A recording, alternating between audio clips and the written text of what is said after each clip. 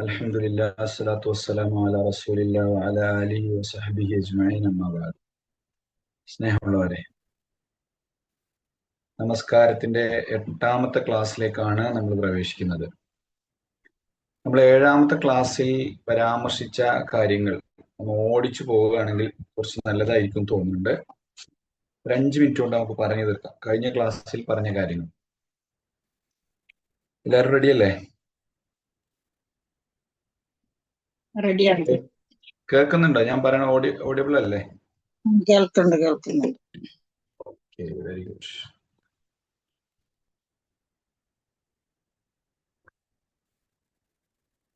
നമസ്കാരം. 7ന്റെ സ്ലൈഡ് ഉണ്ടോ അതിലെ? Very good. അപ്പൊ അതിൽ ഒന്നാമതായി നമ്മൾ പറഞ്ഞിരുന്നത് അതിന്റെ പ്രധാനപ്പെട്ട കാര്യങ്ങൾ തന്നെ പിന്നെ ഇസ്തിആദത്ത് എന്ന് പറഞ്ഞാൽ എന്തായിരുന്നു എന്നാ നമ്മൾ പറഞ്ഞേ? ഓർമ്മയുണ്ടോ?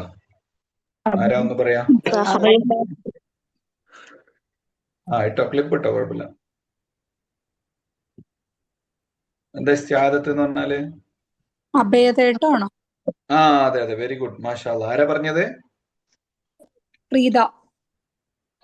ഇസ്തിആദത്ത് എന്ന് പറഞ്ഞാല് അഭയതേട്ടം. അതായത് എങ്ങനെ, ഒന്നും കൂടി ഒന്ന് ഡിഫൈൻ ചെയ്ത് പറഞ്ഞേ. അഊദു ബില്ലാഹി മിനശ് ശൈത്താനിർ റജീം. Very good, very good. ഇനി അടുത്ത ഒരു സംഭവം നമ്മൾ പറഞ്ഞിരുന്നത് ബസ്മലയെ കുറിച്ചാണ് അല്ലെ? അപ്പം അഊദു ബില്ലാഹി മിനശ് ശൈത്താനിർ റജീം എന്ന് പറഞ്ഞതിന്റെ വിവിധ ഭാഗങ്ങൾ നമ്മൾ കണ്ടു അല്ലെ? മിൻ ഹമസിഹി വനഫഖിഹി വനഫസിഹി എന്നൊക്കെ പറഞ്ഞ സംഭവങ്ങൾ കണ്ടു. പിന്നെ നമ്മൾ ബസ്മല പറഞ്ഞാൽ എന്തായിരുന്നു? ഓർക്കുന്നുണ്ടോ? ബിസ്മില്ലാഹിർ റഹ്മാനിർ റഹീം. വെരി ഗുഡ്, മാഷാ അല്ലാഹ്. അപ്പോ കഴിഞ്ഞ ക്ലാസ്സിൽ നമ്മൾ അഊദു ബിസ്മില്ലാഹിർ റഹ്മാനിർ റഹീം എന്നീ 2 കാര്യങ്ങളെ കുറിച്ചാണ് പറഞ്ഞത്. ഇന്ന് നമുക്ക് പറയാനുള്ളത് ഇൻഷാ അല്ലാഹ്, അതിന്റെ കൂടുതൽ ഡീറ്റെയിൽസിലേക്കൊന്നും നമ്മൾ പോകുന്നില്ല. ഉറക്കെ ഓതണോ പതുക്കെ ഓതണോ എന്നുള്ളൊരു ചർച്ച നമ്മൾ നടത്തിയിരുന്നു അല്ലെ? എങ്ങനെ ഓതേണ്ടത്? അഊദു ബില്ലാഹി മിനശ് ശൈത്വാനിർ റജീം ബിസ്മില്ലാഹിർ റഹ്മാനിർ റഹീം എന്നുള്ളത് രണ്ടായാലും കുഴപ്പമില്ല, കൂടുതലും പതുക്കെ ഓതണം എന്നുള്ളതാണ്. പതുക്കെ ഓതണം എന്നുള്ളതാണ് സുന്നത്തിൽ സ്ഥിരപ്പെട്ട സംഭവം. റസൂലിൽ നിന്ന്, അബൂബക്കർ സിദ്ദീഖ്, ഉമർ, ഉസ്മാൻ തുടങ്ങിയ സ്വഹാബിമാരിൽ നിന്ന് ഒക്കെ, അനസ് റളിയല്ലാഹു അൻഹുവിനെ പോലുള്ള സ്വഹാബിമാർ ഉദ്ധരിച്ച ഹദീസിൽ നാം കാണുന്നത് അവരാരും ഉറക്കെ അഊദു ബില്ലാഹി മിനശ് ശൈത്വാനിർ റജീം ബിസ്മില്ലാഹിർ റഹ്മാനിർ റഹീം ഓതിയിരുന്നില്ല. അവര് നമസ്കാരത്തിൽ ഖിറാഅത്ത് ആരംഭിച്ചിരുന്നത് അൽഹംദുലില്ലാഹി റബ്ബിൽ ആലമീൻ അർറഹ്മാനിർ റഹീം മാലികി യൗമിദ്ദീൻ എന്ന് പറഞ്ഞുകൊണ്ടായിരുന്നു എന്ന് നമ്മൾ പറഞ്ഞു അല്ലെ? അതില് നമുക്കിനി പറയാനുള്ളത്, ഈ അൽഹംദുലില്ലാഹി റബ്ബിൽ ആലമീൻ അർറഹ്മാൻ റഹീം എന്ന് പറയുന്ന അധ്യായത്തിന് നമ്മൾ പറയുന്ന പേരാണ് എന്ത്? ഫാത്തിഹ അല്ലെ? ഫാത്തിഹ സൂറത്ത്. ഫാത്തിഹ സൂറത്ത്, അതിന്റെ മഹത്വം എന്നുള്ള സ്ലൈഡിലാണ് നമ്മൾ കഴിഞ്ഞ പ്രാവശ്യം അവസാനിച്ചത്. ലാസ്റ്റ് സ്ലൈഡ് നോക്കിയാൽ നിങ്ങൾ ഫാത്തിഹ സൂറത്തിന്റെ മഹത്വം നമുക്ക് ഈ ആഴ്ച പറയാം എന്നാണ് പറഞ്ഞിരുന്നത്. ശരി, ഇനി നമുക്ക് ഇന്നത്തെ സ്ലൈഡുകളിലേക്ക് പോകാം. നമ്മൾ ഫാത്തിഹ സൂറത്തുമായി ബന്ധപ്പെട്ട കാര്യങ്ങളാണ് ഇന്നത്തെ ക്ലാസ്സിൽ പറയാൻ പോകുന്നത്. നമ്മുടെ പാഠം ഏത് പേജിലാണ്? നിങ്ങളുടെ പേജ് നമ്പർ ഒന്ന് പറയും. 103 എന്റെ കയ്യില്. 104. ഓക്കെ, 104 അതിന്റെ ഹെഡിങ് എങ്ങനെയായിരുന്നു ഒന്ന് വായിച്ചേ.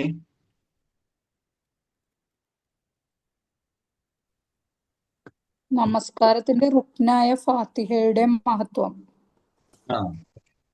നമസ്കാരത്തിന്റെ റുക്കനായ ഫാത്തിഹയുടെ മഹത്വം. ഫാത്തിഹ സൂറത്ത്, ഇതിലിപ്പം റുക്കിന്, ഫാത്തിഹ നമുക്കറിയാം, നമസ്കാരം നമുക്കറിയാം, സ്വലാത്ത്, അർക്കാനു സ്വല അല്ലെ? അപ്പൊ ഇത് റുക്കിന് എന്ന് പറഞ്ഞ ഒരു പദമുണ്ട് അല്ലെ? എന്തൊക്കെയാണ് നിസ്കാരത്തിന്റെ റുക്കിനുകൾ? എന്തൊക്കെയാണ് നിസ്കാരത്തിന്റെ സുന്നത്തുകൾ? എന്തൊക്കെയാണ് നിസ്കാരത്തിന്റെ വാജിബുകൾ? ഇതൊക്കെ അറിയാവോ? നിസ്കാരത്തിന്റെ ഷർത്തുകൾ, അങ്ങനെ കുറെ സംഭവങ്ങൾ കാണാം. മക്രൂഹാത്തുസ്സല, അർക്കാനുസ്സല, വാജിബാത്തുസ്സല, സുനനുസ്സല, അർക്കാനുസ്വല. ഈ റുക്കിന് എന്ന് പറഞ്ഞാൽ ഫാത്തിഹ നിസ്കാരത്തിന്റെ റുക്കിനാണെന്നാ പറയാ. റുക്കിന് എത്ര കാര്യങ്ങളുണ്ട്? സ്തംഭമാണ്. ഏതാ നിസ്കാരത്തിന്റെ വേറെ റുക്കിന് ഇപ്പൊ ഏതാ? എന്താ റുക്കിന് എന്ന് പറഞ്ഞാൽ സ്തംഭം. Okay, very good. അടുത്ത സ്ലൈഡിൽ നമുക്ക് എന്തൊക്കെയാണ് റുക്നുകൾ എന്തൊക്കെയാണ്, വാജിബാത്തുകൾ എന്തൊക്കെയാണ്, സുനനുകൾ എന്നുള്ളത് ജസ്റ്റ് ഒന്ന് കൊടുത്തു പോയതാണ്. മനസ്സിലായോ? അതില് ഇടത് ഭാഗത്ത് നിന്നാണ് തുടങ്ങേണ്ടത് കേട്ടോ. അറബി അങ്ങനെയാണ് തുടങ്ങിയിരിക്കുന്നത്. അമ്മ അർക്കാനുസ്സല ഫഹിയ. ഞാൻ അത് വിശദീകരിക്കണില്ല, ജസ്റ്റ് ഒന്ന് പറഞ്ഞു പോകണുള്ളൂ. എന്താണ് റുക്ന്, എന്താണ് വാജിബാത്ത്, എന്താണ് സുനന് എന്നുള്ളതിൽ കൺഫ്യൂഷൻ വരാതിരിക്കാൻ വേണ്ടി. ഇതിൽ ഹെഡിങ്ങിൽ തന്നെ റുക്നായ എന്ന് പറഞ്ഞു. എന്താ ഈ റുക്ന് എന്ന് പറയാതെ നമ്മള് നമസ്കാരത്തിന്റെ റുക്നാണ് ഫാത്തിഹ എന്ന് പറഞ്ഞിട്ട് പോയിട്ട് കാര്യമില്ലല്ലോ.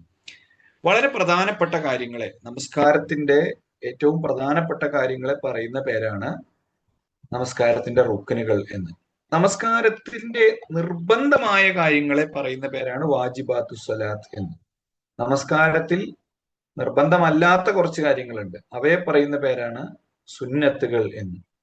അതുപോലെ തന്നെ നമസ്കാരം നിർവഹിക്കാൻ നമ്മൾ ചെയ്തിരിക്കേണ്ട കാര്യങ്ങളെ പറയുന്ന പേരാണ് ഷർത്ത് എന്ന്. അതിൽ വുദൂ പെടും.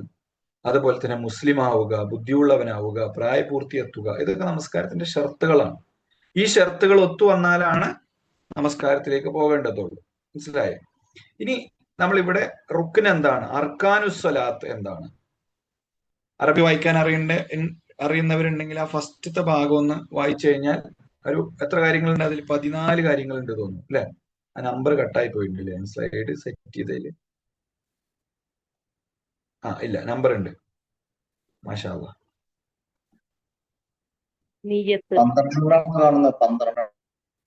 14 എണ്ണം കാണുന്നുണ്ട്. എനിക്ക് ഒന്നുകൂടി ചെറുതാക്കി കാണും. നീയത്ത്. രണ്ടാമത്തെ എന്താണ്? തക്ബീറത്തുൽ ഇഹ്റാം. മാഷാ അല്ലാഹ്. അടുത്തത് ഈ നീയത്ത് എന്താണെന്ന് അറിയില്ലേ? നിസ്കാരത്തിന്റെ നീയത്ത് തക്ബീറത്തുൽ ഇഹ്റാം എന്താണെന്ന് അറിയില്ലേ?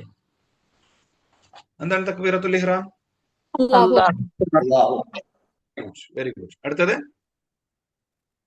അൽ ഖിയാമു ഫിൽ ഫർദ്, നിസ്കാരത്തിൽ നിൽക്കൽ. Very good. അടുത്തത്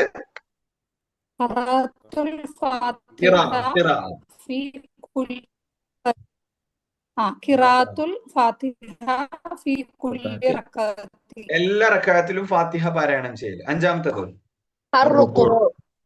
വെരി ഗുഡ്. അടുത്തത് ആറാമത്തത് അതായത് റുക്കുവിൽ നിന്ന് എഴുന്നേൽക്കൽ. അതിന് നമ്മൾ എന്താ പറയാ? ഇഅ്തിദാൽ അല്ലെ? ഇഅ്തദല എന്ന് പറഞ്ഞാൽ നേരെ നിന്നു എന്നാണ്. അതിൽ നിന്നാണ് നീതിപൂർവ്വം നീർന്നു നിന്നു എന്നുള്ള അർത്ഥം കേട്ടോ. അതിനാൽ ഖിയാം മിന റുക്കൂ എന്ന് പറയണമെന്നുള്ളൂ. റുക്കുവിൽ നിന്ന് എണീക്കുക, അല്ലെങ്കിൽ ബൈന റുക്കോയി വ സുജൂദ്, സുജൂദിനും റുക്കോയിനും ഇടയിലുള്ള ഇഅ്തിദാൽ, അത്രേ ഉള്ളൂ. ശരി. ഏഴാമത്തത് സുജൂദ്. Very good. അടുത്തത് അൽ ജുലൂസ് ബൈന സജദത്തൈൻ. Very good. അടുത്തത് എന്താ അങ്ങനെ പറഞ്ഞാല്? ഇടയിലുള്ള അല്ലല്ല, പറഞ്ഞോളി അറിയുന്നവരാണ്. അടക്കം എന്ന് പറയും അല്ലെ? തുമഅനീനത്ത് അടക്കം. അടക്കം എന്ന് പറഞ്ഞാല് ഒതുങ്ങി നിൽക്കുക, ഒന്ന് അടങ്ങി നിൽക്കുക. അപ്പം നീയത്താണെങ്കിലും ഒന്ന് ഒരു എന്താ പറയാ, ഒരു സെക്കൻഡ്. അതുപോലെ തന്നെ തക്ബീറത്തുൽ ഇഹ്റാം ആണെങ്കിലും നിൽക്കലാണെങ്കിലും ഫാത്തിഹ ആണെങ്കിലും റുക്കൂ ആണും പിന്നെ ഇഅ്തിദാലാണെങ്കിലും സുജൂദാണെങ്കിലും ഒരു ജുലൂസ് ബൈന സജദത്തൈൻ ആണെങ്കിലും ഒക്കെ ഒരു അടക്കം, അത് ഇതിന്റെ റുക്നാണെന്ന് പറയുന്നത്. അൽ ജുലൂസ് ഫിഷ് തശഹുദിൽ അഖീർ, രണ്ടാമത്തെ സുജൂദ് കഴിഞ്ഞിട്ടുള്ള ഇരുത്തം. അതുപോലെ തന്നെ തശഹുദുൽ അഖീർ, പ്രാർത്ഥന. തഹിയ്യാത്തു വൽ മുബാറകാത്തു വസ്സലവാത്തു, അത് കഴിഞ്ഞിട്ട് നബിയുടെ പേരിൽ എന്താണ് അല്ലാഹുമ്മ സ്വല്ലി അലാ മുഹമ്മദ്, അത്. പിന്നെ തസ്ലീം, അസ്സലാമു അലൈക്കും. പിന്നെ 14-ാമത്തെ എന്താണ്? തസ്ലീം എന്ന് പറഞ്ഞാൽ അസ്സലാമു അലൈക്കും, അസ്സലാമു അലൈക്കും സലാം വീട്ടിൽ. തർത്തീബ് ബൈനൽ ജമീഅ. അങ്ങനെ പറഞ്ഞാൽ എന്താണ് തർത്തീബ് പറഞ്ഞാൽ? Very good. ക്രമമായി ചെയ്യണം. റുക്കൂ കഴിഞ്ഞിട്ട് ഇഅ്തിദാൽ ചെയ്യണം. ഇഅ്തിദാൽ കഴിഞ്ഞിട്ടേ സുജൂദ് ചെയ്യാൻ പാടുള്ളൂ. റുക്കൂ നേരെ സുജൂദ്, പിന്നെ ഇഅ്തിദാൽ, പിന്നെ വീണ്ടും സുജൂദ്. അങ്ങനെ ക്രമരഹിതമായോ ക്രമം ധരിച്ചോ ചെയ്യാൻ പാടില്ല എന്നുള്ളത് നിസ്കാരത്തിന്റെ റുക്നാണ്. അപ്പൊ റുക്ൻ എന്താണ് ഏകദേശം മനസ്സിലായി. ഇതിൽ നമ്മളിപ്പോ 4-ാമത്തെ പോയിന്റാണ് ചർച്ച ചെയ്യാൻ പോണത്. ഓക്കെ. ഇനി ഇതില് പിന്നെ ഈ വിഷയത്തിന്റെ ഒരു പൂർത്തീകരണത്തിന് വേണ്ടി ഇതിന്റെ വാജിബാത്ത് കൂടി പറയാം. ഒന്നും കൂടി നീക്കി കഴിഞ്ഞാൽ നമുക്ക് വാജിബാത്ത് കാണാം രണ്ടാമത്തെ സൈഡിൽ. എന്തൊക്കെയാണ് വാജിബാത്ത്? ആരാ വായിക്കുക?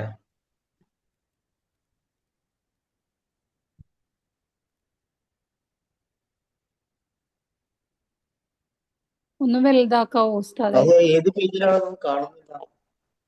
തക്ബീറാത്തുൽ ഇന്തിഖാല് ഫീ മഹ്ലിഹ വ മഹ്ലിഹ മാ ബൈന ബദ അൽ ഇന്തിഖാലു വ ഇന്തിഹാ. തക്ബീറത്തുൽ ഇന്തിഖാല് ഇന്തിഖാല്.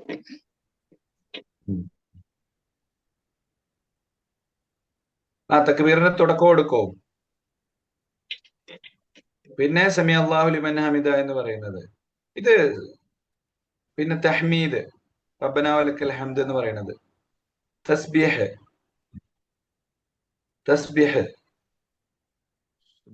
വാജിബാത്ത് തന്നെയാണോ സുനനാണോ?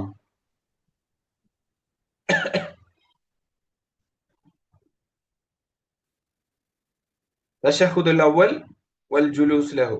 ഇനി സുനന് കാണാം, ഒന്നുകൂടെ നീക്കിക്കേ.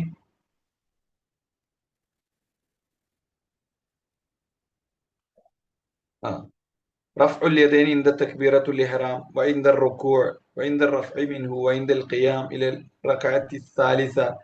وضع اليدين കൈ ഉയർത്തല്, അതുപോലെ തന്നെ ഇടത് കൈയിന്റെ മുകളിൽ വലത് കൈ വെക്കല് നൃത്തത്തില്, ദുആഉൽ ഇസ്തിഫ്താഹ് ഒക്കെ സുന്നത്താണ്.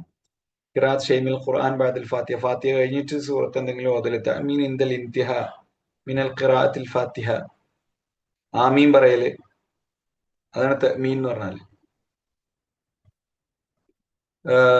ഒന്നിലധികം തസ്ബീഹുകൾ റുക്കോയിലും സുജൂദിലും ചൊല്ലൽ. സുബ്ഹാന റബ്ബിയൽ അസീം, സുബ്ഹാന റബ്ബിയൽ അഅല എന്നൊക്കെ പറയില്ലേ, അത് ഒന്നിലധികം വർദ്ധിപ്പിക്കല് സുന്നത്തിൽപ്പെട്ടതാണ്. അൽ-ഇഅ്തിമാദ് അല റുക്ബതൈനി ഇൻദൽ ഖിയാം, എഴുന്നേൽക്കുമ്പോ മുട്ടുകളിൽ ഊന്നിയിട്ട് എഴുന്നേൽക്കുക എന്നുള്ളത്. ശരി, ഇനി നമുക്ക് നമ്മുടെ ഫാത്തിഹയിലേക്ക് തന്നെ പോവാം. ഫാത്തിഹ സൂറത്തിന്റെ മഹത്വം അല്ലെ? ഫാത്തിഹ സൂറത്ത് അറിയാത്തവരായിട്ട് ആരും ഉണ്ടാവില്ല അല്ലെ? എല്ലാവർക്കും അറിയാം ഫാത്തിഹ സൂറത്ത്. അഊദു ബില്ലാഹി മിനശ് ശൈത്വാനിർ റജീം. ബിസ്മില്ലാഹിർ റഹ്മാനിർ റഹീം. അൽഹംദുലില്ലാഹി റബ്ബിൽ ആലമീൻ അർറഹ്മാനിർ റഹീം മാലികി യൗമിദ്ദീൻ ഇയ്യാക നഅ്ബുദു വ ഇയ്യാക നസ്തഈൻ اهدنا الصراط المستقيم صراط الذين أنعمت عليهم غير المغضوب عليهم ولا الضالين ആമീൻ. എല്ലാവർക്കും സുപരിചിതമായ ഒരു സൂറത്താണ്, എല്ലാവർക്കും അറിയുന്നതുകൊണ്ട് ചിലപ്പോൾ നമ്മൾ അതിന്റെ മഹത്വം പറയാൻ വിട്ടുപോകാറുണ്ട്, അല്ലെങ്കിൽ മഹത്വം തിരിച്ചറിയാതെ പോകാറുണ്ട്. ഇതിന് ഒരുപാട് പേരുകളുണ്ട് ഫാത്തിഹ എന്നുള്ളതല്ലാതെ. നിങ്ങൾക്ക് ഏതെങ്കിലും പേരുകൾ പറയാൻ പറ്റുമോ സൂറത്തുൽ ഫാത്തിഹയുടെ പേരുകൾ? സൂറത്തുൽ കെൻസ്, സൂറത്തുൽ കെൻസ്, ഉമ്മുൽ ഖുർആൻ, ഉമ്മുൽ ഖുർആൻ, സൂറത്തു ദുആ, സൂറത്തു സലാത്ത്, സൂറത്തു സലാത്ത്, സൂറത്തു ദുആ. മാഷാ അല്ലാഹ്. പിന്നെ السبع المثاني. Very good. ആരാ പറഞ്ഞത്? തസ്ലീന. എന്താണ് പിന്നെ സബഉൽ മസാനി എന്ന് പറഞ്ഞാൽ എന്താണ് അർത്ഥം? 7 ആയത്ത്. സബഅ എന്ന് പറഞ്ഞാൽ 7, മസാനി പറഞ്ഞാലോ ആവർത്തിച്ചുള്ള ആരാ പറഞ്ഞ ആവർത്തിക്കപ്പെടുക എന്നാരാ പറഞ്ഞേ? തൻസി. ആരാ? തൻസി. Very good. മാഷാ അല്ലാഹ്. അപ്പൊ നിങ്ങള് വളരെ ഉഷാറാണ്, വിചാരിച്ചതിനേക്കാൾ ഉഷാറാണ്. കട്ടായോ? അല്ലല്ലോ. ഇല്ല കേക്കാം. നമുക്ക് പിന്നെ നമ്മുടെ ടെക്സ്റ്റിലേക്ക് പോകാം അല്ലെ? ഉസ്താദ് പേജ് ഈ നമ്പർ ലാസ്റ്റ് പറഞ്ഞത് ഒന്നും കൂടെ വ്യക്താക്കാവോ? ലാസ്റ്റ് സബഉൽ മസാനി ആണോ? സബഉൽ മസാനി എന്ന് പറഞ്ഞാല് ആവർത്തിക്കപ്പെടുന്ന 7 ആയത്തുകൾ എന്നാണ് അർത്ഥം. ഫാത്തിഹ സൂറത്തിൽ എത്ര ആയത്താണ്? 7 ആയത്തുകളാണ്. അപ്പൊ ഓരോ നിസ്കാരത്തിലും അത് ആവർത്തിക്കുന്നു, അതുപോലെ തന്നെ സുന്നത്ത് നമസ്കാരങ്ങളിൽ ആവർത്തിക്കുന്നു. ഇങ്ങനെ ആവർത്തിക്കപ്പെടുന്ന 7 ആയത്തുകൾ എന്ന അർത്ഥത്തിലാണ് സബഉൽ മസാനി എന്ന് പറഞ്ഞിട്ടുള്ളത്. ഇതിൽ വരുന്നുണ്ടത് നബി സല്ലല്ലാഹു അലൈഹി വസല്ലമ ഈ സൂറത്തിന്റെ ഉയർന്ന പ്രാധാന്യം ഊന്നിപ്പറയുമായിരുന്നു. നെക്സ്റ്റ് സ്ലൈഡിൽ നമുക്ക് കാണാൻ സാധിക്കും ആ ഹദീസ്. കാന യുഅല്ലിമു മിൻ ശൈനി ഹാദിഹി സൂറ ഫകാന യഖൂൽ സ്വലാത്ത് ലാ സ്വലാത ലിമൻ ലാ യഖറ ഫീഹ ബിഫാത്തിഹത്തിൽ കിതാബ് ഖസായിദൻ. എന്താ അതിന്റെ അർത്ഥം? ലാ സ്വലാത്ത, നമസ്കാരമില്ല എന്നാ പറഞ്ഞത്. ആർക്ക്? നമസ്കാരത്തിൽ. കറക്റ്റ്. നമസ്കാരത്തിൽ ഫാത്തിഹ ഓതാത്തവന് ഫാത്തിഹ ഇല്ല എന്നല്ല പറഞ്ഞ, നമസ്കാരമേ ഇല്ല. അപ്പൊ അത്രക്കും പ്രാധാന്യം നമസ്കാരത്തിന്റെ റുക്കനായ ഫാത്തിഹയ്ക്ക് ഉണ്ട്. ഫാത്തിഹ ഓതിയാൽ മാത്രമേ ഒരാളുടെ നമസ്കാരമായി മാറുള്ളൂ എന്നാണ് മറ്റൊരു റിപ്പോർട്ടിൽ. വഫീ ലഫ്ളിൻ, മറ്റൊരു റിപ്പോർട്ടിൽ നമുക്ക് കാണാം ലാ തുജ്സഉ സ്വലാത്തുൻ ലാ യുഖ്റഉ അർറജുലു ഫീഹാ ബിഫാത്തിഹത്തിൽ കിതാബ്. ഫാത്തിഹത്തുൽ കിതാബ് എന്ന് പറഞ്ഞാൽ പുസ്തകത്തിന്റെ ആരംഭം എന്നുള്ള അർത്ഥത്തിലാണ്. മുഖദ്ദിമ, തുടക്കം, ആരംഭം, പ്രാരംഭം എന്നൊക്കെ അർത്ഥം ആണ് ഫാത്തിഹ എന്ന പദത്തിന്റെ അർത്ഥം. ഫതഹ എന്ന് പറഞ്ഞാൽ തുറന്നു എന്നാണ്. ഫതഹ എന്ന അറബിയിൽ ഫാത്തിഹ എന്ന് പറഞ്ഞാൽ തുറക്കുന്നത്, കവാടം, പ്രവേശിക, ആമുഖം, പ്രാരംഭം, തുടക്കം എന്നുള്ള അർത്ഥത്തിലാണ് ഫാത്തിഹ എന്ന് പറയുന്നത്. ഫാത്തിഹത്തുൽ കിതാബ്, പുസ്തകത്തിന്റെ കവാടം, പുസ്തകത്തിന്റെ ആമുഖം. യഖൂൽ, നബി ഇടക്കൊക്കെ പറയാറുണ്ടായിരുന്നു, മൻ സ്വല്ല സ്വലാത്തൻ, ഒരാൾ ഒരു നിസ്കാരം നിർവഹിച്ചു, ലം യഖറ ഫീഹാ ബിഫാത്തിഹത്തിൽ കിതാബ്, അവൻ ആ നിസ്കാരത്തിൽ ഫാത്തിഹത്തുൽ കിതാബ് പാരായണം ചെയ്തില്ല, ഫഹിയ ഖദ്ദാജുൻ, അങ്ങനെയാണെങ്കിൽ അത് അപര്യാപ്തമാണ്. ഫഹിയ ഖദ്ദാജുൻ, ഫഹിയ ഖദ്ദാജുൻ, നബി 3 തവണയാണ് ആവർത്തിച്ചത്. അപര്യാപ്തമാണ്, അപര്യാപ്തമാണ്. യാനി ഗൈറു തമാം, ആ നിസ്കാരം എന്തല്ല, പൂർണ്ണമല്ല എന്നർത്ഥം. അപ്പൊ നമസ്കാരം അടിസ്ഥാനപരമായി ഏറ്റവും പ്രധാനപ്പെട്ട, വേറെ ഒന്നും ചൊല്ലിയില്ലെങ്കിലും എന്ത് ചെല്ലണം? ഫാത്തിഹ സൂറത്ത് ചെല്ലണം. ഫാത്തിഹ ഓതാത്തവന് നമസ്കാരമേ ഇല്ല എന്നാണ് പറഞ്ഞത്. ക്ലിയർ ആയോ? മാത്രമല്ല അടുത്തൊരു ഹദീസ് അള്ളാഹുവും അവന്റെ അടിമയും തമ്മിലുള്ള സംഭാഷണമായിട്ടാണ് ഫാത്തിഹ സൂറത്തിനെ റസൂൽ പഠിപ്പിച്ചിട്ടുള്ളത്. ഫാത്തിഹ സൂറത്ത് അങ്ങനെയാണ് നബി പറഞ്ഞിട്ടുള്ളത്. വയഖൂൽ, നബി പറയുമായിരുന്നു, ഖാല അല്ലാഹു തബാറക വതആല, അല്ലാഹു സുബ്ഹാനഹു വതആല പറഞ്ഞിട്ടുണ്ട്, ഖസ്സംതു സ്വലാ, ഞാൻ നിസ്കാരത്തിനെ ഭാഗിച്ചിട്ടുണ്ട്. നിസ്കാരത്തിനെ ഖസ്സംതു, ഞാൻ ഭാഗിച്ചിട്ടുണ്ട്. ബൈനി വബൈന അബ്ദി നിസ്ഫൈൻ, എനിക്കും എൻ്റെ അടിമയ്ക്കും ഇടയിൽ 2 ഭാഗങ്ങളായിട്ട്. അള്ളാഹുവിനും അള്ളാഹുവിന്റെ അടിമക്കും ഇടയിലുള്ള 2 ഭാഗങ്ങളായി നമസ്കാരത്തെ അള്ളാഹു സുബ്ഹാനഹു വതആല എന്ത് ചെയ്തിട്ടുണ്ട്? വിഭജിച്ചിട്ടുണ്ട്. ഒരു ഭാഗം അള്ളാഹുവിൻ്റെത്, ഒരു ഭാഗം അടിമയുടേത്. ഇങ്ങനെ 2 ഭാഗങ്ങളായിട്ടാണ് നമസ്കാരം. എന്താണ് അങ്ങനെ പറയാൻ കാരണം? ഫനിസ്ഫു ഹാലി വനിസ്ഫു ഹാലി അബ്ദി, പകുതി എനിക്കും പകുതി എൻ്റെ അടിമയ്ക്കുമാണ്. വലിയ അബ്ദി മാസാൽ, അങ്ങനെ പറയാനുള്ള കാരണം എന്താ വെച്ചാൽ എൻ്റെ അടിമ എന്താണോ ചോദിക്കുന്നത് അതവനുണ്ട്. വലിയ അബ്ദി മാസാൽ, ചോദിച്ചാൽ ആ ചോദിച്ചത് അള്ളാഹു സുബ്ഹാനഹു വതആല അടിമയ്ക്ക് നൽകും എന്നാണ്. എന്നിട്ട് റസൂലുള്ളാഹി സ്വല്ലല്ലാഹി അലൈഹി വസല്ലം പറയുന്നു, ഇഖ്റഊ, നിങ്ങൾ പാരായണം ചെയ്യൂ. എന്താണ് ഓതേണ്ടത്? അൽഹംദുലില്ലാഹി റബ്ബിൽ ആലമീൻ, അൽഹംദുലില്ലാഹി റബ്ബിൽ ആലമീൻ എന്ന് നിങ്ങൾ ഓതുക. അങ്ങനെ ഓതുകയാണെങ്കിൽ വയഖൂലുൽ അബ്ദു അൽഹംദുലില്ലാഹി റബ്ബിൽ ആലമീൻ, അൽഹംദുലില്ലാഹി റബ്ബിൽ ആലമീൻ, അഥവാ അൽഹംദു, ഹംദ് എന്ന് പറഞ്ഞാൽ സ്തുതി അല്ലെ, ലില്ലാഹി റബ്ബിൽ ആലമീൻ, റബ്ബുൽ ആലമീനായ അള്ളാഹുവിനാണ് സർവസ്തുതിയും എന്ന് ഒരടിമ പറയുകയാണ് എങ്കിൽ യഖൂലുല്ലാഹു തആല, അള്ളാഹു സുബ്ഹാനഹു വതആല പറയും എന്ത്? ഹമദനി അബ്ദി, ഹമദനി അബ്ദി, എന്റെ അടിമ എന്നെ സ്തുതിച്ചിരിക്കുന്നു. ഹംദ് ചെയ്തിരിക്കുന്നു, സ്തുതിച്ചിരിക്കുന്നു എന്ന് അല്ലാഹു പറയും. വയഖൂലുൽ അബ്ദു, ഇനി ഒരു അടിമ പറയാണ്, എന്താണ്? പറയൂ, അടിമകൾ പറയൂ. ഉറക്കം വരുന്നുണ്ടോ നിങ്ങൾക്ക്? ഇല്ലല്ലോ.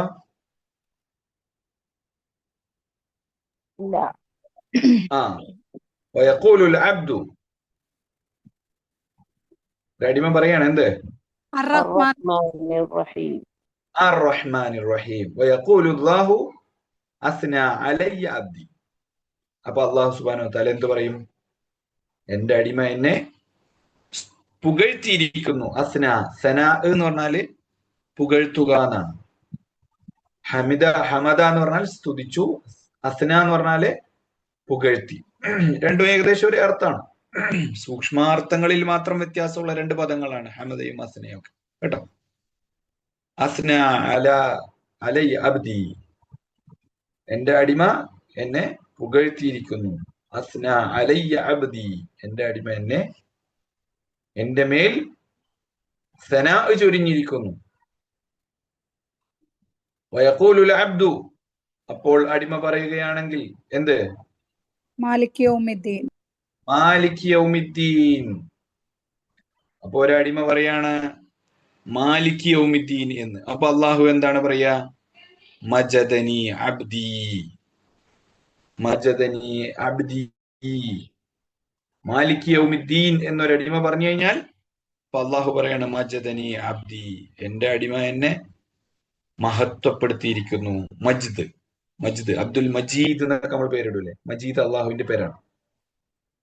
മജദനി, അതിൽ നിന്നാണ് മജദ മജീദ്, വാഴ്ത്തപ്പെടുന്നവൻ, മഹത്വമേറിയവൻ. അപ്പൊ അബ്ദുൽ മജീദ് എന്ന് പറഞ്ഞാൽ എന്താണ് അർത്ഥം? മഹത്വമേറിയവന്റെ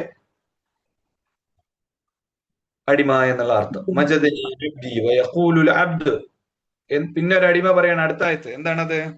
ഇയ്യാക നഅ്ബുദു വ ഇയ്യാക നസ്തഈൻ. ഇയ്യാക നഅ്ബുദു വ ഇയ്യാക നസ്തഈൻ. എന്താണ് ഇയ്യാക നഅ്ബുദു വ ഇയ്യാക നസ്തഈൻ എന്ന് പറഞ്ഞാല്? നിന്നെ മാത്രം ഞങ്ങൾ ആരാധിക്കുകയും നിന്നോട് മാത്രം ഞങ്ങൾ സഹായം ചോദിക്കുകയും ചെയ്യുന്നു.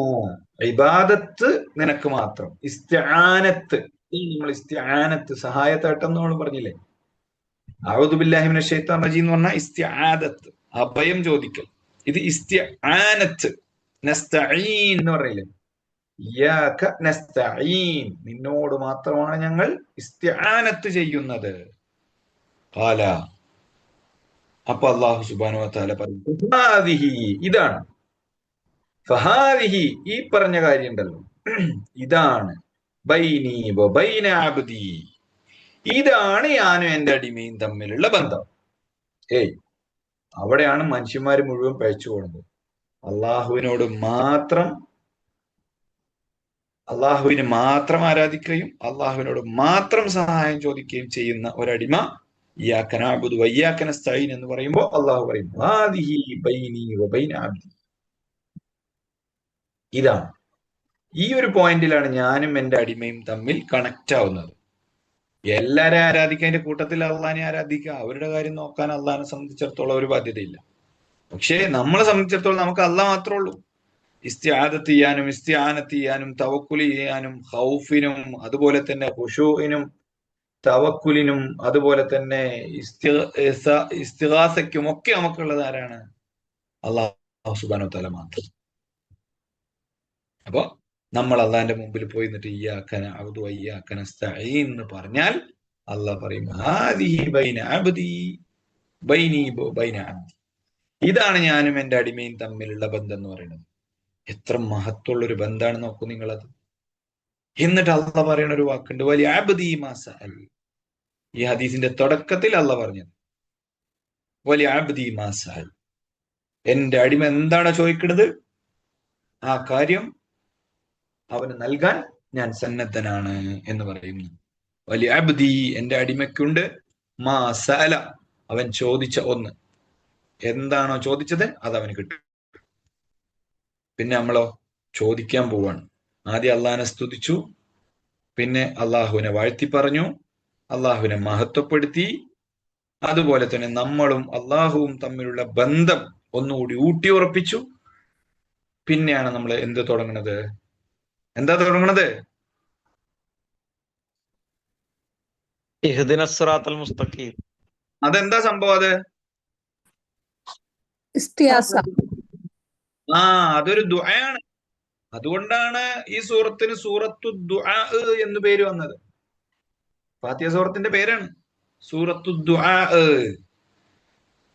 ഇതിലെ ദുആ എവിടെ കിടക്കുന്നത്? ഇഹ്ദിനസ് സിറാത്തൽ മുസ്തഖീം സിറാത്തൽ ലദീന അൻഅംത അലൈഹിം ഗൈരിൽ മഗ്ദൂബി അലൈഹിം വലദ്ദാല്ലീൻ എന്ന് പറയുന്ന 7-ാമത്തെ ആയത്ത് വരെയുള്ള 7-ാമത്തെ ആയത്ത് വരെയുള്ള ആയത്തുകളിലാണ് പ്രാർത്ഥനയുള്ളത്. ആ പ്രാർത്ഥന എങ്ങനെയാണ്? ഇഹ്ദിനസ് സിറാത്തൽ മുസ്തഖീം, നീ ഞങ്ങളെ നേരായ മാർഗത്തിൽ നയിക്കണമേ, നീ ഞങ്ങളെ നേരായ മാർഗത്തിൽ നയിക്കണമേ. സിറാത്തൽ ലദീന അൻഅംത അലൈഹിം, നീ അനുഗ്രഹം ചൊരിഞ്ഞവരുടെ മാർഗത്തിൽ. ഗൈരിൽ മഗ്ദൂബി അലൈഹിം, നീ കോപിച്ചവരുടെ മാർഗത്തിലല്ല. വലദ്ദാല്ലീൻ, അക്രമികളുടെ മാർഗത്തിലുമല്ല. അപ്പോ അക്രമികളുടെയോ കോപിച്ചവരുടെയോ മാർഗത്തിലല്ലാതെ ആരുടെ മാർഗത്തിൽ? അള്ളാഹു അനുഗ്രഹം ചൊരിഞ്ഞവരുടെ മാർഗത്തിൽ. അള്ളാഹുവെ നീ ഞങ്ങളെ നയിക്കണേ എന്നുള്ള പ്രാർത്ഥനയാണ് യഥാർത്ഥത്തിൽ ഈ സൂറത്തിൽ നമുക്ക് കാണാൻ സാധിക്കുന്നത്. അപ്പൊ അള്ളാഹു സുബ്ഹാനഹു വ തആല പറയും, ഖാല ഫഹഉലാഇ ലിഅബ്ദി വലിഅബ്ദി മാ സഅൽ, ഈ പറഞ്ഞ കാര്യങ്ങളൊക്കെ എന്റെ അടിമക്കുള്ളതാണ്. അവൻ എന്താണോ ചോദിച്ചത് അത് കിട്ടുന്നതാണ്. അപ്പൊ മര്യാദക്ക് ഫാത്തിഹ സൂറത്ത് ഓതി കഴിഞ്ഞു കഴിഞ്ഞാല് ഹിദായത്തിൽ പിന്നെ വേറെ എവിടെയും പോകണ്ട. കാരണം ഒരു ദിവസം നമ്മൾ എത്ര തവണയാണ് ഫാത്തിഹ സൂറത്ത് ഓതുന്നത്? ഇത് ഓതുമ്പോ നമ്മുടെ മനസ്സിലേക്ക് വരണം, അള്ളയും ഞാനും തമ്മിലുള്ള ഇടപാടാണ് ഈ പറയണത്. അള്ളാഹുവും ഞാനും തമ്മിലുള്ള കരാറാണിത്. അള്ളാഹുവും ഞാനും തമ്മിലുള്ള ഒരു സംഭാഷണമാണ്. നമ്മളിങ്ങനെ അൽഹംദുലില്ലാഹി റബ്ബിൽ ആലമീൻ എന്ന് പറയുമ്പോൾ അള്ളാഹ് മറുപടി പറയാണ് ഹമദനി റബ്ബി. അത് നമ്മളെ മനസ്സിലേക്ക് ഓർമ്മ വരണം. ഞാൻ ഈ പറയണേനെ അള്ളാഹ് മറുപടി പറയണേ അൽഹംദുലില്ലാഹി റബ്ബിൽ ആലമീൻ റഹ്മാനിർ റഹീം മാലികി യൗമിദ്ദീൻ, ഇങ്ങനെ ഓതി പോകരുത്. നിർത്തി നിർത്തി ഓതണം എന്ന്, അതാണ് അതിന്റെ അദബ് എന്ന് നമ്മൾ കഴിഞ്ഞ ക്ലാസ്സിൽ പഠിച്ചിട്ടുണ്ട് അല്ലെ? ഹമദനി അബ്ദി, അത് നമ്മുടെ മനസ്സിലേക്ക് ഇങ്ങനെ തെളിഞ്ഞു വരണം, ഒരു അശരീരി പോലെ. ഹമദനി റബ്ബി, ഹമദനി അബ്ദി എന്ന് പറയുന്നത്. അസ്ന അലയ്യ അബ്ദി റഹ്മാനിർ റഹീം എന്ന് പറയുമ്പോൾ, മാലിക് യൗമിദ്ദീൻ എന്ന് പറയുമ്പോൾ മജദനി അബ്ദി, എന്റെ അടിമ എന്നെ മഹത്വപ്പെടുത്തിയിരിക്കുന്നു.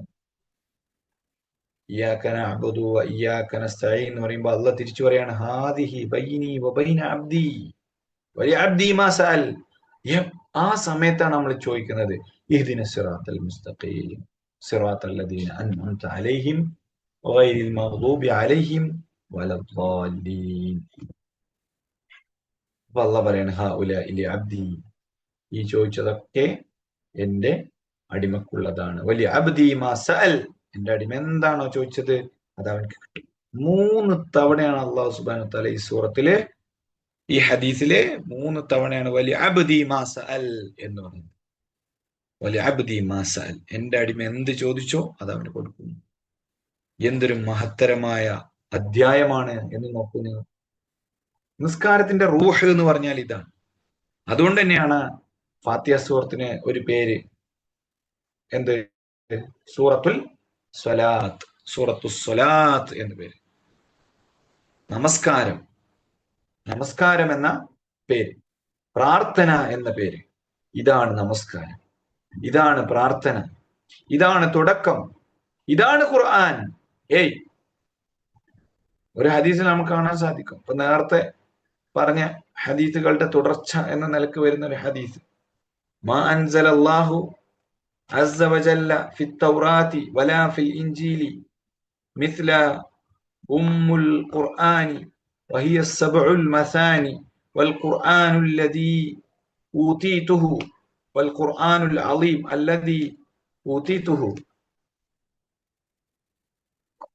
നോക്കൂ നിങ്ങൾ, വഹിയ മഖ്സൂമത്തുൻ ബൈനി വബൈന അബ്ദി വലിഅബ്ദി മാ സഅൽ. എത്ര ഹദീസുകളിലാണ് വന്നിട്ടുള്ളത്? നമ്മുടെ ടെക്സ്റ്റിൽ കൊടുത്തിരിക്കുന്ന ഹദീസ്, മാ അൻസലല്ലാഹു ഫിത്തൗറാത്തി വലാ ഫിൽ ഇൻജീലി മിസ്ല ഉമ്മുൽ ഖുർആൻ. ഉമ്മുൽ ഖുർആനിനെ പോലെ, ഫാത്തിഹത്തുൽ കിതാബിനെ പോലെ. ഉമ്മുൽ ഖുർആൻ, ഖുർആനിന്റെ മാതാവ് എന്നാണ് ഇതിന്റെ പേര്. എന്ത് രസമുള്ള പേരുകളാണ്. ഫാത്തിഹയുടെ പേരുകൾ വിശദീകരിച്ചുകൊണ്ട് ഒരുപാട് പുസ്തകങ്ങൾ, മഹാനായ ഉമർ മൗലവിയുടെ പുസ്തകമാണ് ഫാത്തിഹ സൂറത്തിന്റെ വിശദീകരണം. അദ്ദേഹം പേജുകൾ വിശദീകരിക്കും. ഉമ്മുൽ ഖുർആൻ എന്നൊക്കെ പറയുമ്പോൾ ഒരു ഉമ്മയാണെന്ന്, ഖുർആനിന്റെ ഉമ്മ.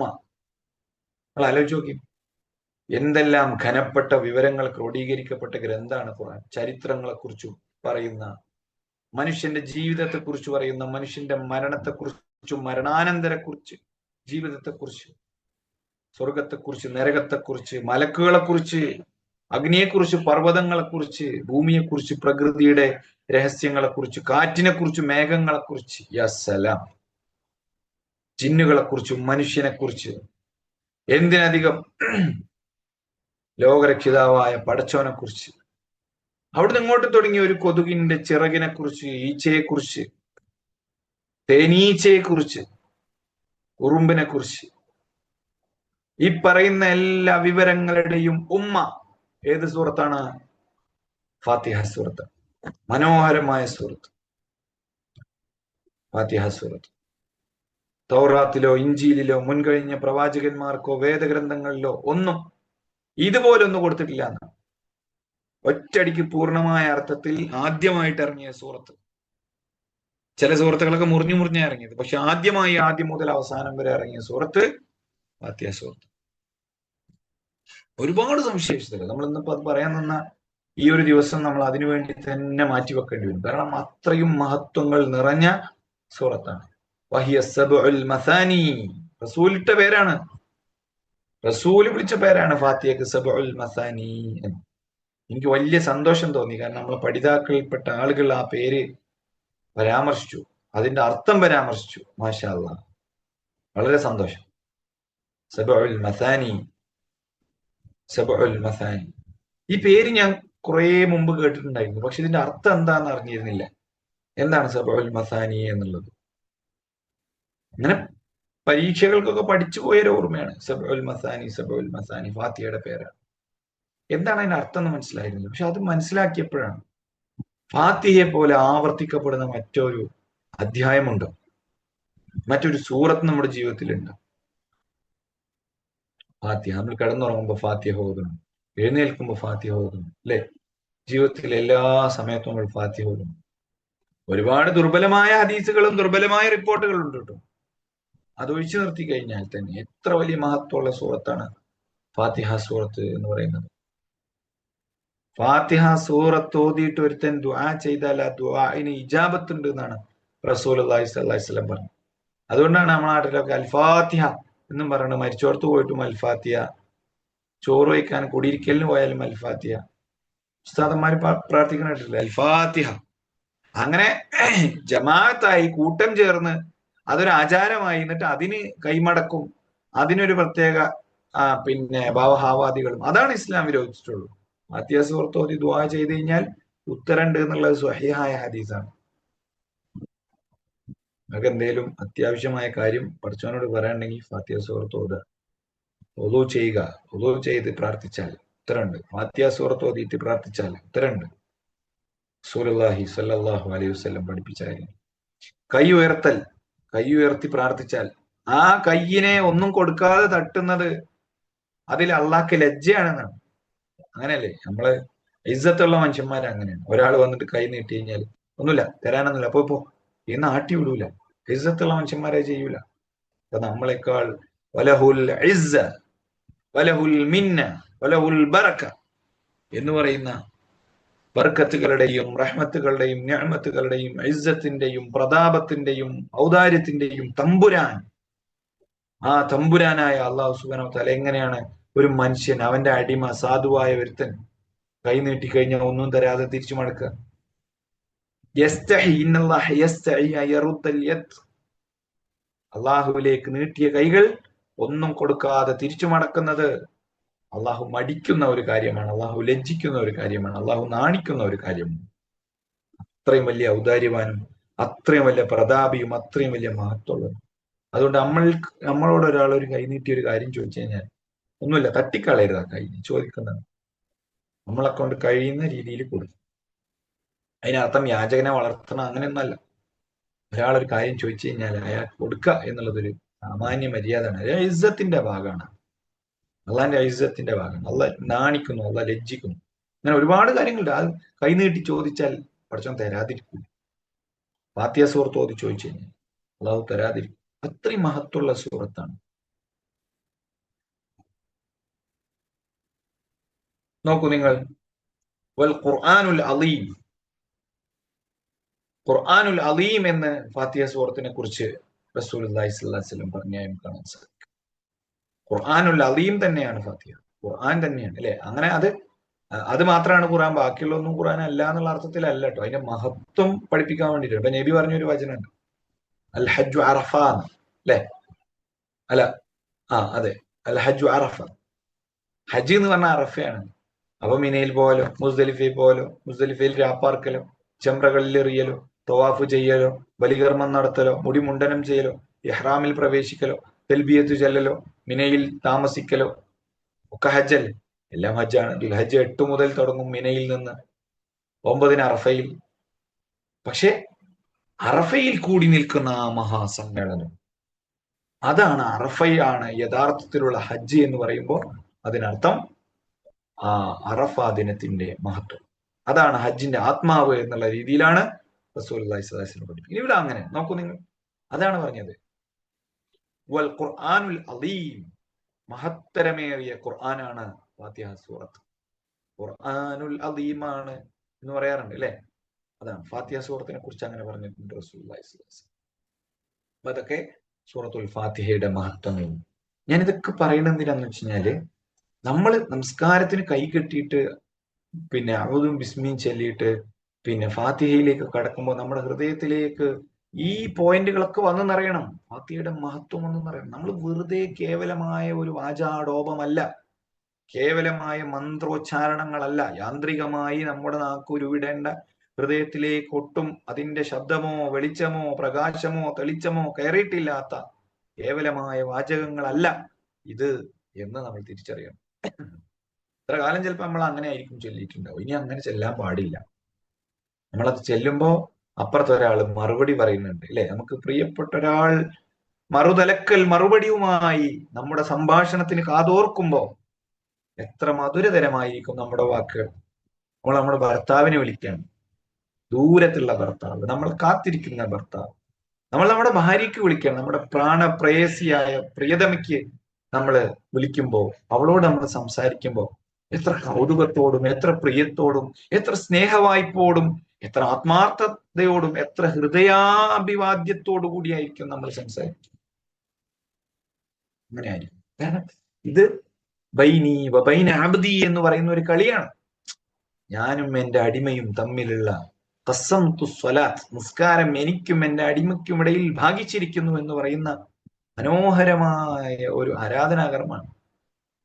എന്ത് രസാന്ന് നോക്കൂ നിങ്ങൾ. അങ്ങനെ നമസ്കാരത്തെ സമീപിക്കുമ്പോൾ നമുക്ക് അതിന്റെ ആത്മാവിനെ തൊട്ടറിയാൻ കഴിയും. അതുകൊണ്ടാണ് നബി പറഞ്ഞത് അരിഹ്നാ ബിസ്സലാത്തി യാ ബിലാൽ. ബിലാലെ വാ, നമുക്കൊന്ന് നിസ്കരിച്ചൊന്ന് റാഹത്താവാം. നമുക്കൊക്കെ ടെൻഷനും ഡിപ്രഷനും പ്രശ്നങ്ങളും പിന്നെ വർക്ക് ലോഡൊക്കെ വന്നു കഴിഞ്ഞാൽ നമ്മൾ എന്താ ചെയ്യാം? Let's go for A trip അല്ലെ. ഒരു ട്രിപ്പ് പോവാം, ഒന്ന് കറങ്ങിയിട്ട് വരാം, ഒരു ചായ കുടിക്കാം. നമ്മുടെയൊക്കെ ഒരു റിഫ്രഷ്മെന്റ് അല്ലെങ്കിൽ റിലാക്സേഷൻ എന്ന് പറയുമ്പോൾ അതാണ്. വല്ലാതെ പിരിമുറുക്കങ്ങൾ വരുമ്പോ നബി എന്താ ബിലാലിനോട് പറയാ, ബിലാലെ വാ, നമുക്കൊന്ന് നിസ്കരിച്ചിട്ട് വരാം. ആ നിസ്കാരത്തിൽ എല്ലാം തെളിഞ്ഞു കിട്ടുന്ന, എല്ലാം മറഞ്ഞു പോകുന്ന, എല്ലാം പിന്നെ നീങ്ങിപ്പോകുന്ന മനോഹരമായ ഒരു കാഴ്ചയാണ് നബി സല്ലല്ലാഹു അലൈഹി വസല്ലമയുടെ ജീവിതത്തിൽ. അതാണ് നിസ്കാരം എന്ന് പറയുന്നത്. ആ നിസ്കാരത്തിന്റെ ആത്മാവാണ് ഫാത്തിഹ എന്ന് പറയുന്നത്. അതാണ് സൂറത്തുൽ അസ്സലാ, സൂറത്തുൽ ദുആ, ഉമ്മുൽ ഖുർആൻ, സബഉൽ മസാനി, ഫാത്തിഹത്തുൽ കിതാബ്. ഇവിടെ ഒരാൾ പറഞ്ഞു സൂറത്തുൽ കൻസ്. എല്ലാ പേരുകളും ഒന്നിനൊന്ന് അതിന്റെ അർത്ഥത്തെയും ആശയത്തെയും ആ സൂറത്തിന്റെ ആത്മാവിനെയും തൊട്ടു നിൽക്കുന്നതായിട്ട് നമുക്ക് കാണാൻ പറ്റും. എന്ത് രസമാണ് ഫാത്തിഹ സൂറത്ത്. ഇനി നമ്മൾ ഫാത്തിഹ സൂറത്ത് എല്ലാവരും ഒന്ന് പാരായണം ചെയ്ത് നോക്കി, അതിന്റെ അർത്ഥം അറിഞ്ഞുകൊണ്ട് അൽഹംദുലില്ലാഹി റബ്ബിൽ ആലമീൻ അർറഹ്മാനിർ റഹീം. ഉസ്താദെ അസ്സലാമു അലൈക്കും. ഒരു കാര്യം പറഞ്ഞോട്ടെ. ആ ഇതിന് മുന്നേ അപ്പൊ ഉസ്താദ് വിശദീകരിച്ചല്ലോ ഹദീസ് വെച്ചിട്ട് ഫാത്തിഹ പടച്ചോനും പടച്ചോന്റെ അടിമയും തമ്മിലുള്ള സംഭാഷണമാണെന്ന് പറഞ്ഞിട്ട് അത് ഇത്രയും ഇതുവരെ ഞാനൊക്കെ കരുതിയുണ്ടായിരുന്നു നമസ്കാരമാണ് നമ്മള് അടിമയും രക്ഷിതാവും തമ്മിലുള്ള സംഭാഷണം എന്നുള്ള രീതിയിലായിരുന്നു മൊത്തത്തില് നമസ്കാരത്തിനെ ആയിരുന്നു ഞാനൊക്കെ കരുതി വെച്ചിരുന്നത്. പക്ഷെ ഇതുപോലെ ഇങ്ങനെയുള്ള ഒരു അറിവ് എന്നെ സംബന്ധിച്ച് എനിക്ക് ആദ്യമായിട്ടാണ്. ഇത്രയും കുറെ ഞാൻ യൂട്യൂബിലും ഒക്കെ കുറെ പ്രസംഗങ്ങളും ക്ലാസ്സുകളൊക്കെ കേട്ടിട്ടുണ്ടെങ്കിലും ഇത്തരത്തിലായിട്ട് ഞാൻ ആദ്യമായിട്ടാണ് എനിക്ക് മനസ്സിലാക്കാൻ ഒരു അവസരം കിട്ടിയത്. അതിന് ഒരുപാട് നന്ദിയുണ്ട്. പറഞ്ഞോളൂ. ഇനി ആർക്കെങ്കിലും എന്തെങ്കിലും പറയാനുണ്ടോ? ഇതൊക്കെ കേൾക്കുമ്പോ നമുക്ക് സന്തോഷമാണ് കേട്ടോ. അസ്സലാമലൈക്കും. പറഞ്ഞോളൂ. ഞാൻ ഇതേപോലെ ആദ്യമായിട്ട് ഫാത്തിഹയിലെ ഇത്രത്തോളം മീനിങ്സും അതിന്റെ അഡ്വാൻറ്റേജസ് ഒക്കെ ഉണ്ടെന്ന് ഞാനും ഇപ്പൊ ആദ്യമായിട്ട് അറിയുന്നത്. സാധാരണ ഈ പറയുന്ന പോലെ ഫാത്തിഹ നിസ്കരിക്കുമ്പോ ഓതും, പക്ഷെ ഈ ഫാത്തിഹയിൽ ഇത്രത്തോളം ആഴത്തിൽ ഇങ്ങനെയുള്ള കുറെ കാര്യങ്ങൾ ഉണ്ടെന്നുള്ളത് മാഷാ അല്ലാഹ് ഇപ്പോഴാണ് അറിയുന്നത്. അപ്പം ഇത് പറഞ്ഞു തരുന്നതിന് ഉസ്താദിനെ അല്ലാഹു തആല അതിന്റെ ബർക്കത്ത് റഹ്മത്തും തരട്ടെ. ഇതുപോലെ ഒരു മദ്രസയിലും ഞാൻ ഇതേവരെ പഠിച്ചിട്ടില്ല. എന്റെ മക്കളും ഇപ്പൊ പഠിക്കുന്നുണ്ട്. അവർക്കും ഇതുപോലെ പറഞ്ഞു കൊടുത്തിട്ടില്ല കേട്ടോ. അത് ഇത്തരത്തിൽ പറഞ്ഞു കൊടുക്കുകയാണെങ്കിൽ അത് വളരെ നല്ല രീതിയിൽ അവർ മനസ്സിൽ ഉറച്ചു നിൽക്കും എന്നുള്ളതാണ് അതിന്റെ ഒരു വാസ്തവം. നമ്മളെ പാരന്റ്സ് മദ്രസ എന്ന് പറയുന്ന സംവിധാനം ഈ ഒരൊറ്റ ക്ലാസ് കൊണ്ട് മുതലായി എന്ന് വിശ്വസിക്കുന്ന ഒരാളാണ് ഞാൻ. മനസ്സിലായില്ലേ? കാരണം ഇതൊക്കെ നമ്മൾ എപ്പോഴും കേൾക്കണ, നമ്മളെപ്പോഴും പറയുന്ന കുറെ ഹദീസുകളാണ്. പക്ഷെ അതിന്റെ ആത്മാവിലേക്ക് നമ്മൾ ഇറങ്ങിച്ചെല്ലുന്നില്ല എന്നുള്ളത് യാന്ത്രികമായി പോകുന്നു എന്നുള്ളതാണ്, നമ്മൾ തിരക്കിന്റെയും മറ്റു കാര്യങ്ങളുടെ ഒക്കെ ഇടയിൽ. എന്തായിരുന്നാലും ഇൻഷാ അല്ലാഹ് നമുക്ക് ഇതുപോലെ കൂടുതൽ ഡീപ്പായിട്ട് തന്നെ പോകാം. ഫാത്തിഹ സൂറത്ത് ഓതണം എന്ന് എല്ലാവർക്കും അറിയാം. അത് ശരിക്കും എനിക്ക് 5 മിനിറ്റ് കൊണ്ട് പറഞ്ഞു തീർക്കാവുന്ന കാര്യമുള്ളൂ. പക്ഷെ ഞാൻ അതിന്റെ അറബി പുസ്തകം ഇവിടെ വെച്ചിട്ടാണ് ഇരിക്കുന്നത്. മലയാളം ഒരു ഭാഗത്ത് ഉണ്ട്, അറബി ഒരു ഭാഗത്തുണ്ട്. അപ്പൊ അറബിയിൽ നമ്മൾ ആ കാര്യങ്ങൾ വായിക്കുമ്പോൾ നമുക്ക് കുറച്ചും കൂടി ഒരു വെളിച്ചം കിട്ടും. അതുപോലെ തന്നെ നമ്മൾ അതിന്റെ കൂടെ ഗൂഗിളും ChatGPT-യും ഒക്കെ നോക്കിയിട്ടാണ് ഈ സ്ലൈഡുകളൊക്കെ ഉണ്ടാക്കിയിട്ട് ചെയ്യുന്നത്. എനിക്ക് പലപ്പോഴും തോന്നും എന്തിനാ നിസ്കാരമൊക്കെ ഇങ്ങനെ സ്ലൈഡൊക്കെ വെച്ച് പറയേണ്ട കാര്യം ഉണ്ടോ എന്നൊക്കെ പലപ്പോഴും തോന്നും. എന്തായാലും നമ്മൾ എടുക്കുന്ന ഒരു എഫേർട്ട്, ആ എഫേർട്ടിന് റിസൾട്ട് ഉണ്ട് എന്ന് കേൾക്കുന്നത് വളരെ വലിയ സന്തോഷമാണ്. ഇനിയുണ്ട് ഫാത്തിഹയുടെ ഒരുപാട് കാര്യങ്ങൾ. ഫാത്തിഹയുടെ തീരത്ത് എന്ന് പറഞ്ഞ ഒരു പുസ്തകമുണ്ട്. ഫാത്തിഹയുടെ തീരത്ത് മനോഹരമായ പുസ്തകം, മഹാനായ ഉമർ മൗലവി എഴുതിയ പുസ്തകം. ഞാൻ കോളേജിൽ പഠിക്കുന്ന കാലത്ത് അത് വായിച്ചിട്ട് വല്ലാതെ ഇതായി പോയിട്ടുണ്ട്, എന്താ പറയാ, അത്ഭുതപ്പെട്ടു പോയിട്ടുണ്ട്. ഞാനത് അത്ര അങ്ങടെ വലിയൊരു അവഗാഹമൊന്നും ചിന്തിക്കാനൊന്നും കഴിവില്ലാത്തൊരു സമയത്ത് വായിച്ചതാണ്. പക്ഷെ ഫാത്തിഹയുടെ തീരത്ത് എന്ന് പറഞ്ഞ പുസ്തകം, ഫാത്തിഹയുടെ തീരത്തെ നമ്മൾ എത്തിയിട്ടുള്ളൂ. സത്യം പറഞ്ഞാല് അതൊരു കടലാണ്, അങ്ങനെയാണ് പറയുന്നത്. ആ കടലിലേക്ക് ഇറങ്ങി ചെല്ലുക എന്നുള്ളതാണ് നിസ്കാരത്തിലൂടെ മനുഷ്യൻ ചെയ്യുന്നത്. അത് ഏത് സാധാരണക്കാരനും ചെയ്യാൻ പറ്റും കേട്ടോ. അതിന് പണ്ഡിതനാകണമെന്നോ വലിയ കിതാബ് വായിക്കണമെന്നൊന്നുമില്ല. ഈ വരികളിലൂടെ പോയാൽ മതി. അഊദു ബില്ലാഹി മിനശ് ശൈത്താനിർ റജീം ബിസ്മി ചൊല്ലിയിട്ട് പിശാചിനെ മാറ്റി നിർത്തി പടച്ചോന്റെ പേര് ചൊല്ലി നമ്മൾ തുടങ്ങുന്ന വാക്കാണ്. അള്ളാഹുവിനാണ് സർവസ്തുതിയും. ഞാൻ ആയത്തുകൾ ഇതുവരെ വിശദീകരിച്ചിട്ടില്ല. ഹംദിനെ വിശദീകരിച്ചിട്ടില്ല, സനാഇനെ വിശദീകരിച്ചിട്ടില്ല, മജ്ദിനെ വിശദീകരിച്ചിട്ടില്ല. അതൊക്കെ വിശദീകരിക്കുന്ന ഒരുപാട് പോകും. നിസ്കാരത്തിൽ ഫാത്തിഹ എന്നുള്ള ഒരു പോയിന്റ് മാത്രമാണ് നമ്മൾ ഏതാണ്ട് 40 മിനിറ്റ് സംസാരിച്ചത്. എന്തായിരുന്നാലും സന്തോഷം. നമ്മൾ അതിന്റെ ബാക്കിയിലേക്ക് പോകാം.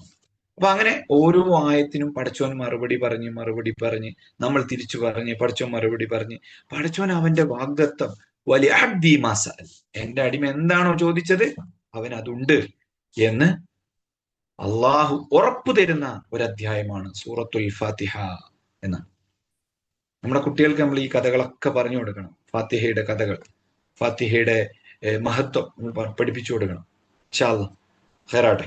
ശരി, ഇനി അദ്ദേഹം അൽ മുസീഉ സ്വലാത്തിഹി എന്ന് പറയുന്ന ഒരാള്, മോശമായി നിസ്കരിച്ച ഒരാള്, നമ്മൾ ആ ഹദീസ് വെച്ചിട്ടാണ് ഈ ചാപ്റ്ററിലേക്ക് കടന്നത്. അപ്പൊ അയാളെ തിരുത്തുമ്പോ, മോശമായി നിസ്കരിച്ച ഒരാളെ തിരുത്തുമ്പോ അള്ളാന്റെ റസൂൽ അവിടെ പറയുന്നുണ്ട് ഫാത്തിഹ ഓതണം എന്ന്. നിങ്ങൾ ശ്രദ്ധിച്ചിട്ടുണ്ടാവും, അന്ന് നമ്മൾ പറഞ്ഞിട്ടുണ്ടായിരുന്നു മോശമായി നിസ്കരിച്ച ഒരാളോട് അല്ലേ? നബി സല്ലല്ലാഹു അലൈഹി വസല്ലമ പറയാണ് ഒന്നുകൂടി നിസ്കരിക്കുക. അയാൾ പിന്നെയും വന്നു, എനിക്ക് ഇങ്ങനെയൊക്കെ തന്നെ നിസ്കരിക്കാൻ അറിയുള്ളൂ നബി, ഇനി എനിക്ക് അറിയില്ല, എന്താ എന്റെ മിസ്റ്റേക്ക് നിങ്ങൾ പറഞ്ഞു തരീ എന്ന് പറയുമ്പോ അപ്പൊ നബി സല്ലല്ലാഹു അലൈഹി വസല്ലമ പറഞ്ഞു കൊടുത്ത മറുപടിയിൽ എന്തുണ്ട്? ഈ ഫാത്തിഹയെ കുറിച്ച് നബി സല്ലല്ലാഹു അലൈഹി വസല്ലമ പറയുന്നുണ്ട്. അബൂ ഹുറൈറ റളിയല്ലാഹു അൻഹു ഉദ്ധരിച്ച ഹദീസാണ്. നീ നമസ്കാരത്തിനായി നിന്നാൽ തക്ബീർ ചെല്ലുക, പിന്നെ നീ ഫാത്തിഹ ഓതുക എന്ന് അള്ളാഹുവിന്റെ റസൂൽ അദ്ദേഹത്തോട് പറയുന്നുണ്ട്. എന്നാൽ ഒരാൾക്ക് ഫാത്തിഹ പിന്നെ ഓതാൻ അറിയില്ല. ഫാത്തിഹ ഓതാൻ അറിയില്ലെങ്കിൽ എന്താണ് ചെയ്യേണ്ടത്? എന്നാൽ ഫാത്തിഹ ഓതാൻ അറിയാത്ത ഒരാൾ, പുതിയ മുസ്ലിമായ ആളായിരിക്കും, അല്ലെങ്കിൽ ചെറിയ കുട്ടികളായിരിക്കും, അവർ നിസ്കാരം ഇങ്ങനെ തുടങ്ങുകയാണെങ്കിൽ അവർക്ക് പറയാൻ പറ്റിയ കാര്യങ്ങൾ എന്താണെന്ന് റസൂലുള്ളാഹി സ്വല്ലല്ലാഹി അലൈഹി വസല്ലമ പഠിപ്പിച്ചിട്ടുണ്ട്.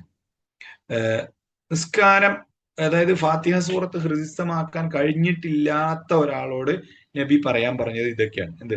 സുബ്ഹാനല്ലാഹ് വൽഹംദുലില്ലാഹ് വലാ ഇലാഹ ഇല്ലല്ലാഹ് വല്ലാഹു അക്ബർ വലാ ഹൗല വലാ ഖുവത ഇല്ലാ ബില്ലാഹ്. ഇതൊക്കെ പറയാം. അപ്പൊ പുതിയതായി മുസ്ലിങ്ങളായ ഒരാൾ, ഇവിടെ പുതിയ മുസ്ലിങ്ങളാവണമെന്നൊന്നുമില്ല, അല്ലാത്ത തന്നെ ആൾക്കാർ, പിന്നെ പഴയ മുസ്ലിങ്ങളിൽപ്പെട്ട ആൾക്കാർക്ക് തന്നെ പല ആളുകൾക്കും പിന്നെ ഫാത്തിഹ സൂറത്ത് അറിയില്ല. ഫാത്തിഹ സൂറത്ത് എന്താന്ന് ചോദിച്ചാൽ അറിയാത്ത മുസ്ലിങ്ങളെ ഞാൻ കണ്ടിട്ടുണ്ട്.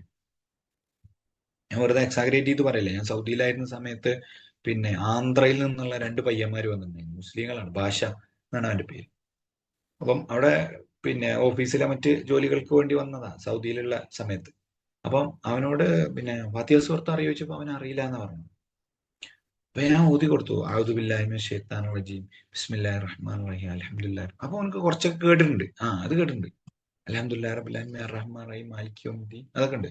പിന്നെ ഇയ്യാക നഅ്ബുദു ഇയ്യാക നസ്തഈൻ ഒന്നും അറിയണില്ല ആൾക്ക്. പിന്നെ മാലികി യൗമിദ്ദീൻ ഒന്നും കറക്റ്റ് കിട്ടുന്നില്ല. പിന്നെ ഇഹ്ദിന സിറാത്തൽ മുസ്തഖീം സിറാത്തൽ ലദീന, അതൊന്നും കറക്റ്റ് അല്ല. എന്തൊക്കെയോ ഒരു സൗണ്ട് ഇങ്ങനെ പോകുന്നുണ്ട്.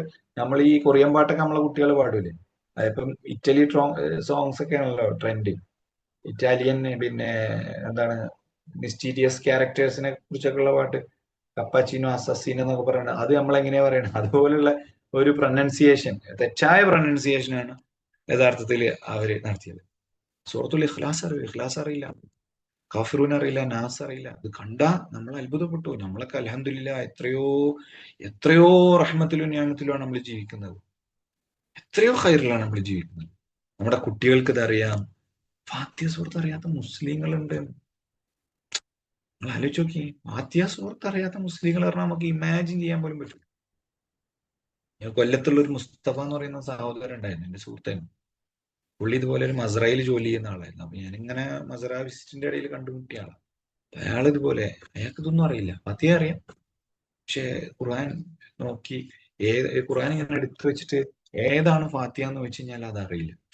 ഒരു മനുഷ്യന്റെ അവസ്ഥ ആലോചിച്ചൊക്കെയെങ്കിലും. മുസ്ലിമാണ് അയാൾ എന്റെ മുന്നിൽ നിന്ന് കരഞ്ഞിട്ടുണ്ട്. എനിക്കിത് വായിക്കാൻ കിട്ടുന്നില്ല. നിങ്ങളിത് വായിക്കണ കാണുമ്പോൾ എനിക്ക് സങ്കടം തോന്നണം. അവിടെ അയാൾ എന്റെ മുന്നിൽ മുസാഫ് വെച്ച് കരഞ്ഞിട്ടുണ്ട്.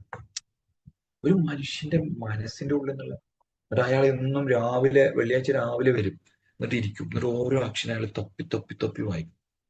40 വയസ്സുള്ള ഒരു മനുഷ്യന് അലിഫ് ബാദ് താദ് എന്നൊക്കെ അങ്ങനെ എഴുതി പഠിച്ച് ബിസ്മി എന്നൊക്കെ വായിക്കുമ്പോ അയാളുടെ ഉള്ളിലുള്ള, എന്നിട്ട് ആ ഖുർആനിലെ അയാൾ ഇങ്ങനെ തൊട്ട് തൊട്ട് വായിക്കുമ്പോ അയാളുടെ കണ്ണ് നിറയണം, മനസ്സ് നിറയണം.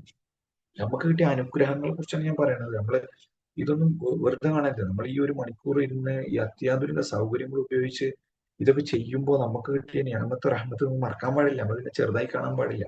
നമ്മുടെ കുട്ടികൾക്ക് കിട്ടിയ മദ്രസ എന്ന് പറയുന്ന അനുഗ്രഹം ഒരു വലിയ അനുഗ്രഹമാണ്. നമ്മൾ മദ്രസയിൽ ഫോക്കസ് ചെയ്ത് മദ്രസ മദ്രസ മദ്രസ എന്ന് പറഞ്ഞ 24 മണിക്കൂർ മദ്രസ എന്ന് പറയുമ്പോൾ നമുക്ക് തോന്നും എന്ത് മദ്രസ, എന്നും മദ്രസ, ഇതൊക്കെ എന്തിനാന്നൊക്കെ നമ്മൾ പല ആളുകളും തോന്നും. അതിന്റെ ഒന്നും ആവശ്യമില്ല എന്നൊക്കെ നമുക്ക് തോന്നും. പക്ഷെ ഒരു പ്രായത്തിൽ കഴിഞ്ഞാൽ ഇതൊന്നും നമുക്ക് കിട്ടൂല, ആരും പറഞ്ഞു തരൂല. നമുക്ക് കേരളത്തിൽ തന്നെ എത്ര ആൾക്കാർ, ഇപ്പൊ തൊപ്പി എന്ന് പറയുന്ന ഒരു കുട്ടീനെ കുറിച്ച് നിങ്ങൾ കേട്ടിട്ടില്ലേ? അവനൊക്കെ കരയാണ് ഇരുന്നിട്ട്. കാരണം വീട്ടിലെ സാഹചര്യങ്ങൾ. ഇപ്പൊ ഞാനൊക്കെ മുമ്പ് ജോലി ചെയ്ത സ്ഥലത്തിലുള്ള ഉമ്മമാർക്ക് അറിയില്ല, അവർക്ക് അറിയില്ല. അവർക്ക് പിന്നെ ദീൻ എന്താന്ന് അറിയില്ല, സ്വലാത്ത് എന്താന്ന് അറിയില്ല. ഈ പള്ളിക്കെന്ന് പറഞ്ഞു കൊടുക്കുന്ന വിവരങ്ങൾ കേട്ട് നമ്മൾ അന്തം വിട്ടു. പഠിച്ചോൻ സത്യം, ഞാൻ ഒരാളിനെയും താഴ്ത്തി കെട്ടാനോ ഒന്നും പറയല്ല. പള്ളിക്കല് ഖുത്ബ ഓതുന്ന ഇമാമിന് ആയത്ത് വന്നു കഴിഞ്ഞാൽ അയാൾക്ക് മര്യാദക്ക് അത് ഓതാൻ കിട്ടണില്ല. പള്ളിയിൽ പഠിച്ചിറങ്ങിയ സുന്നിയായ ഒരു ഇമാമാണ്. നബാത്തിയ ഖുതുബിന്റെ ഏട് വായിക്കുമ്പോൾ അയാൾ വായിക്കുന്നത് തെറ്റാണ്. അത് അവിടെ ഇരിക്കുന്ന ആളുകൾക്ക് മനസ്സിലാവണില്ല. ആയത്തുകൾ അയാൾ ഓതുന്നത് തെറ്റാണ്, ഹദീസുകൾ അയാൾ ഓതുന്നത് തെറ്റാണ്, പറയുന്നത് തെറ്റാണ്. ഇതാണ് നമ്മുടെ ഉമ്മത്തിന്റെ അവസ്ഥ, നമ്മുടെ സമൂഹത്തിന്റെ അവസ്ഥ. നമ്മൾ കേരളത്തിൽ, നമ്മുടെ ജില്ലയിൽ പാലക്കാടുള്ള അവസ്ഥയാണ് ഇപ്പൊ ഞാൻ പറയുന്നത്. അത് അങ്ങനെയല്ല ഉസ്താദെ, ഇങ്ങനെയാണ് എന്ന് പറഞ്ഞു കൊടുക്കാൻ പറ്റിയ ഒരാളെ കൂട്ടത്തിലില്ല. നമ്മളൊക്കെ എത്രയോ ഖൈറിലാണ്. അൽഹംദുലില്ലാ എന്നൊരു 1000 വട്ടം പഠിച്ചവനെ സ്തുതിച്ചാലും നമുക്ക് മതിയാവില്ല. നമ്മളൊക്കെ എത്ര നിസ്കരിച്ചാലും മതിയാവില്ല. കാരണം ദീനിനെ കുറിച്ചുള്ള ഖൈറാണെന്നാ പറഞ്ഞത്, ദീനിനെ കുറിച്ചുള്ള അറിവ്. മൻ യുരിദില്ലാഹു ബിഹി ഖൈറൻ യുഫഖിഹു ഫിദ്ദീൻ എന്നാ പറഞ്ഞത്. ആരും പറഞ്ഞില്ല. തെറ്റായ വിവരങ്ങൾ പിശാചി നമുക്ക് അവിടുന്ന് ഇവിടുന്ന് ഒക്കെ കൊണ്ടുവരും. പക്ഷെ ഹക്കിനെ നമ്മൾ തേടിപ്പിടിക്കണം, നമ്മൾ അന്വേഷിക്കണം. ഇന്ന് ഞാൻ അൽ ഫുർഖാൻ എന്ന് പറഞ്ഞ ചാനലില് ജാബിർ ബിൻ അബ്ദുള്ള റളിയല്ലാഹുവിന്റെ ചരിത്രം കണ്ടു. മനോഹരമായി. ഞാൻ ബൈക്കിലാണ് സ്കൂളിൽ പോകാറുള്ളത്. അപ്പൊ ഞാൻ ഹെഡ്സെറ്റ് വെച്ചിട്ട് ആ ചാനല് സ്പോട്ടിഫൈയിലുണ്ട്, അത് വെച്ചിട്ട് കേട്ടിട്ട് പോയി. ഒരു ഹദീസിന് വേണ്ടി അബൂദർദാന്റെ അടുക്കൽ പോയിട്ട് മദീനത്ത് നിന്ന് അയാള് കൂഫയിലേക്ക് പോവാണ്, ബസറയിലേക്ക്. ഇറാഖിലാണ് ബസറ, മദീന എവിടെ? അന്ന് ഇന്നത്തെ പോലെ ഫ്ലൈറ്റോ ട്രെയിനോ ഒന്നും ഇല്ല, കാറില്ല, സൗകര്യമില്ല, ഒട്ടകാണ്, കുതിരയാണ്. ആരും ചെലവിന് കൊടുക്കാനോ ടീയെ കൊടുക്കാനോ എക്സ്പെൻസ് കൊടുക്കാനോ ഒന്നുമില്ല. എക്സ്പെൻസ് കൊടുക്കൽ തുടങ്ങിയ ഉമർ ബിൻ അബ്ദുൽ അസീസ് റളിയല്ലാഹുവിന്റെ കാലത്താണ്. അതിനു മുമ്പ് ആര് കൊടുക്കണം പൈസ? ആര് നോക്കണം? ആർക്ക് താല്പര്യം ഇതിലൊക്കെ? അങ്ങനെ ഹദീസുകളെ ക്രോഡീകരിച്ച മനുഷ്യന്മാര്. അബൂദർദാ ചോദിക്കുകയാണ് ജാബിറിനോട്, ഈ ഒരു എന്തെങ്കിലും കച്ചവടത്തിന് വന്നാണോ, അല്ല കുടുംബക്കാരെ കാണാൻ വന്നാണോ, അല്ല കല്യാണം ആലോചിക്കാൻ വന്നാണോ? ഒന്നല്ല, പിന്നെ ഈ ഒരു ഹദീസ് കേൾക്കാൻ വേണ്ടി മാത്രം വന്നു.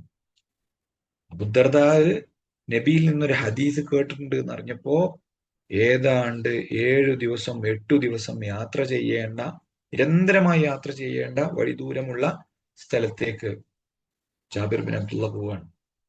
ജാബിറിന്റെ കഥ വായിച്ച് നമ്മൾ കരഞ്ഞുപോയി. ഞാനിപ്പോ അതിലേക്ക് പോകുന്നില്ല, വേറെ അവസരത്തിൽ ഇൻഷാ അല്ലാഹ് നമുക്ക് പറയാം. ദരിദ്രനായിരുന്നു ജാബിർ, ദരിദ്രൻ, ഒന്നുമില്ലാത്ത മനുഷ്യനായിരുന്നു ജാബിർ. കല്യാണം കഴിച്ചു, ആരോടും പറഞ്ഞില്ല ജാബിർ റളിയല്ലാഹു അൻഹു. എന്തേ കാരണം എന്നറിയോ? വന്നവർക്ക് എന്തെങ്കിലും കൊടുക്കണ്ടേ, ഒരു കാരക്കച്ചിയിലെങ്കിലും കൊടുക്കണ്ടേ? അതില്ല. അത്തറിന്റെ ഒരു അടയാളം, ആരോ കൊടുത്ത അത്തറിന്റെ ഒരു അടയാളം കുപ്പായത്തിൽ കണ്ടപ്പോ നബി ചോദിച്ചു, എന്താ ജാബിർ കുപ്പായത്തിൽ ഒരു അടയാളമൊക്കെ? ജാബിർ പറയേണ്ടത്, ഇത് നബി, ഞാൻ കല്യാണം കഴിച്ചാണ്. ആ ജാബിറിന്റെ ഒട്ടകത്തിന് നബി വില പറയുന്ന ഒരു കാഴ്ച ഉണ്ട്. ഒരു യുദ്ധത്തിന് പോയി മടങ്ങി വരുമ്പോ മനോഹരമായ ചരിത്രമാണ്. പ്രവാചകന്റെ ജീവിതത്തിലെ മനോഹരമായ ചരിത്രം. ജാബിറിന്റെ അടുത്ത് ഒരു ഉണങ്ങിക്കളിച്ച ഒട്ടകമാണുള്ളത്, ഒരു ഉണങ്ങിയ ഒട്ടകം. ആ ഉണങ്ങിയ ഒട്ടകത്തിൽ ഏറ്റവും പുറകിലായിട്ടാണ് ജാബിർ സഞ്ചരിക്കുന്നത്. യുദ്ധം സന്നാഹം തിരിച്ചു വരുമ്പോ, യുദ്ധം നടന്നില്ല, യുദ്ധം ബദർ കഴിഞ്ഞിട്ടുള്ള ബദർ സഗീർ എന്ന് പറയുന്ന ഒരു സൈനിക നീക്കമാണ്. അവിടുന്ന് വരുമ്പോഴാണ്. അങ്ങനെ പോകുമ്പോ നബി അദ്ദേഹത്തിന് വേണ്ടി പ്രാർത്ഥിക്കുകയാണ്. അദ്ദേഹത്തിന്റെ ഒട്ടകം ഉഷാറാവാണ്. അങ്ങനെ ആ ഒട്ടകത്തിന് ഊർജ്ജസ്വലത കൈവരുകയും മറ്റുള്ളവരെക്കാളൊക്കെ മുന്നിൽ ജാബിർ വരികയാണ്. ജാബിറിന് സന്തോഷമായി, മാഷാ അല്ലാഹ്, ഒട്ടകത്തിന്റെ പ്രശ്നങ്ങളൊക്കെ തീർന്നു, ഒട്ടകം നല്ലൊരു ഒട്ടകമായി. അപ്പൊ നബി വന്നിട്ട് ചോദിക്കാണ്, ജാബിർ എന്റെ ഒട്ടകം വിൽക്കണോ? അപ്പൊ ജാബിർ പറയണില്ല, ഞാൻ വിൽക്കാനില്ല, ഞാൻ ഇത് വെറുതെ തരാം. ഓക്കെ, നിങ്ങൾ ആ മനുഷ്യന്റെ മനസ്സ് നിങ്ങൾ ആലോചിച്ച് നോക്കി. ഒരു മനുഷ്യനെ ഒന്നിങ്ങനെ ജീവിതത്തിലേക്ക് പച്ച പിടിക്കുക. ഒരു 10 രൂപ നമ്മുടെ കയ്യിൽ കിട്ടുമ്പോഴാണ് ഒരാൾ വന്ന് ചോദിക്കണത്, അത് എനിക്ക് തരുമോ? നമ്മൾ കൊടുക്കുവോ? ജാബിർ പറഞ്ഞു, നബി ചോദിച്ചത് ഇത് വിലക്ക് തരുമെന്നാണ്.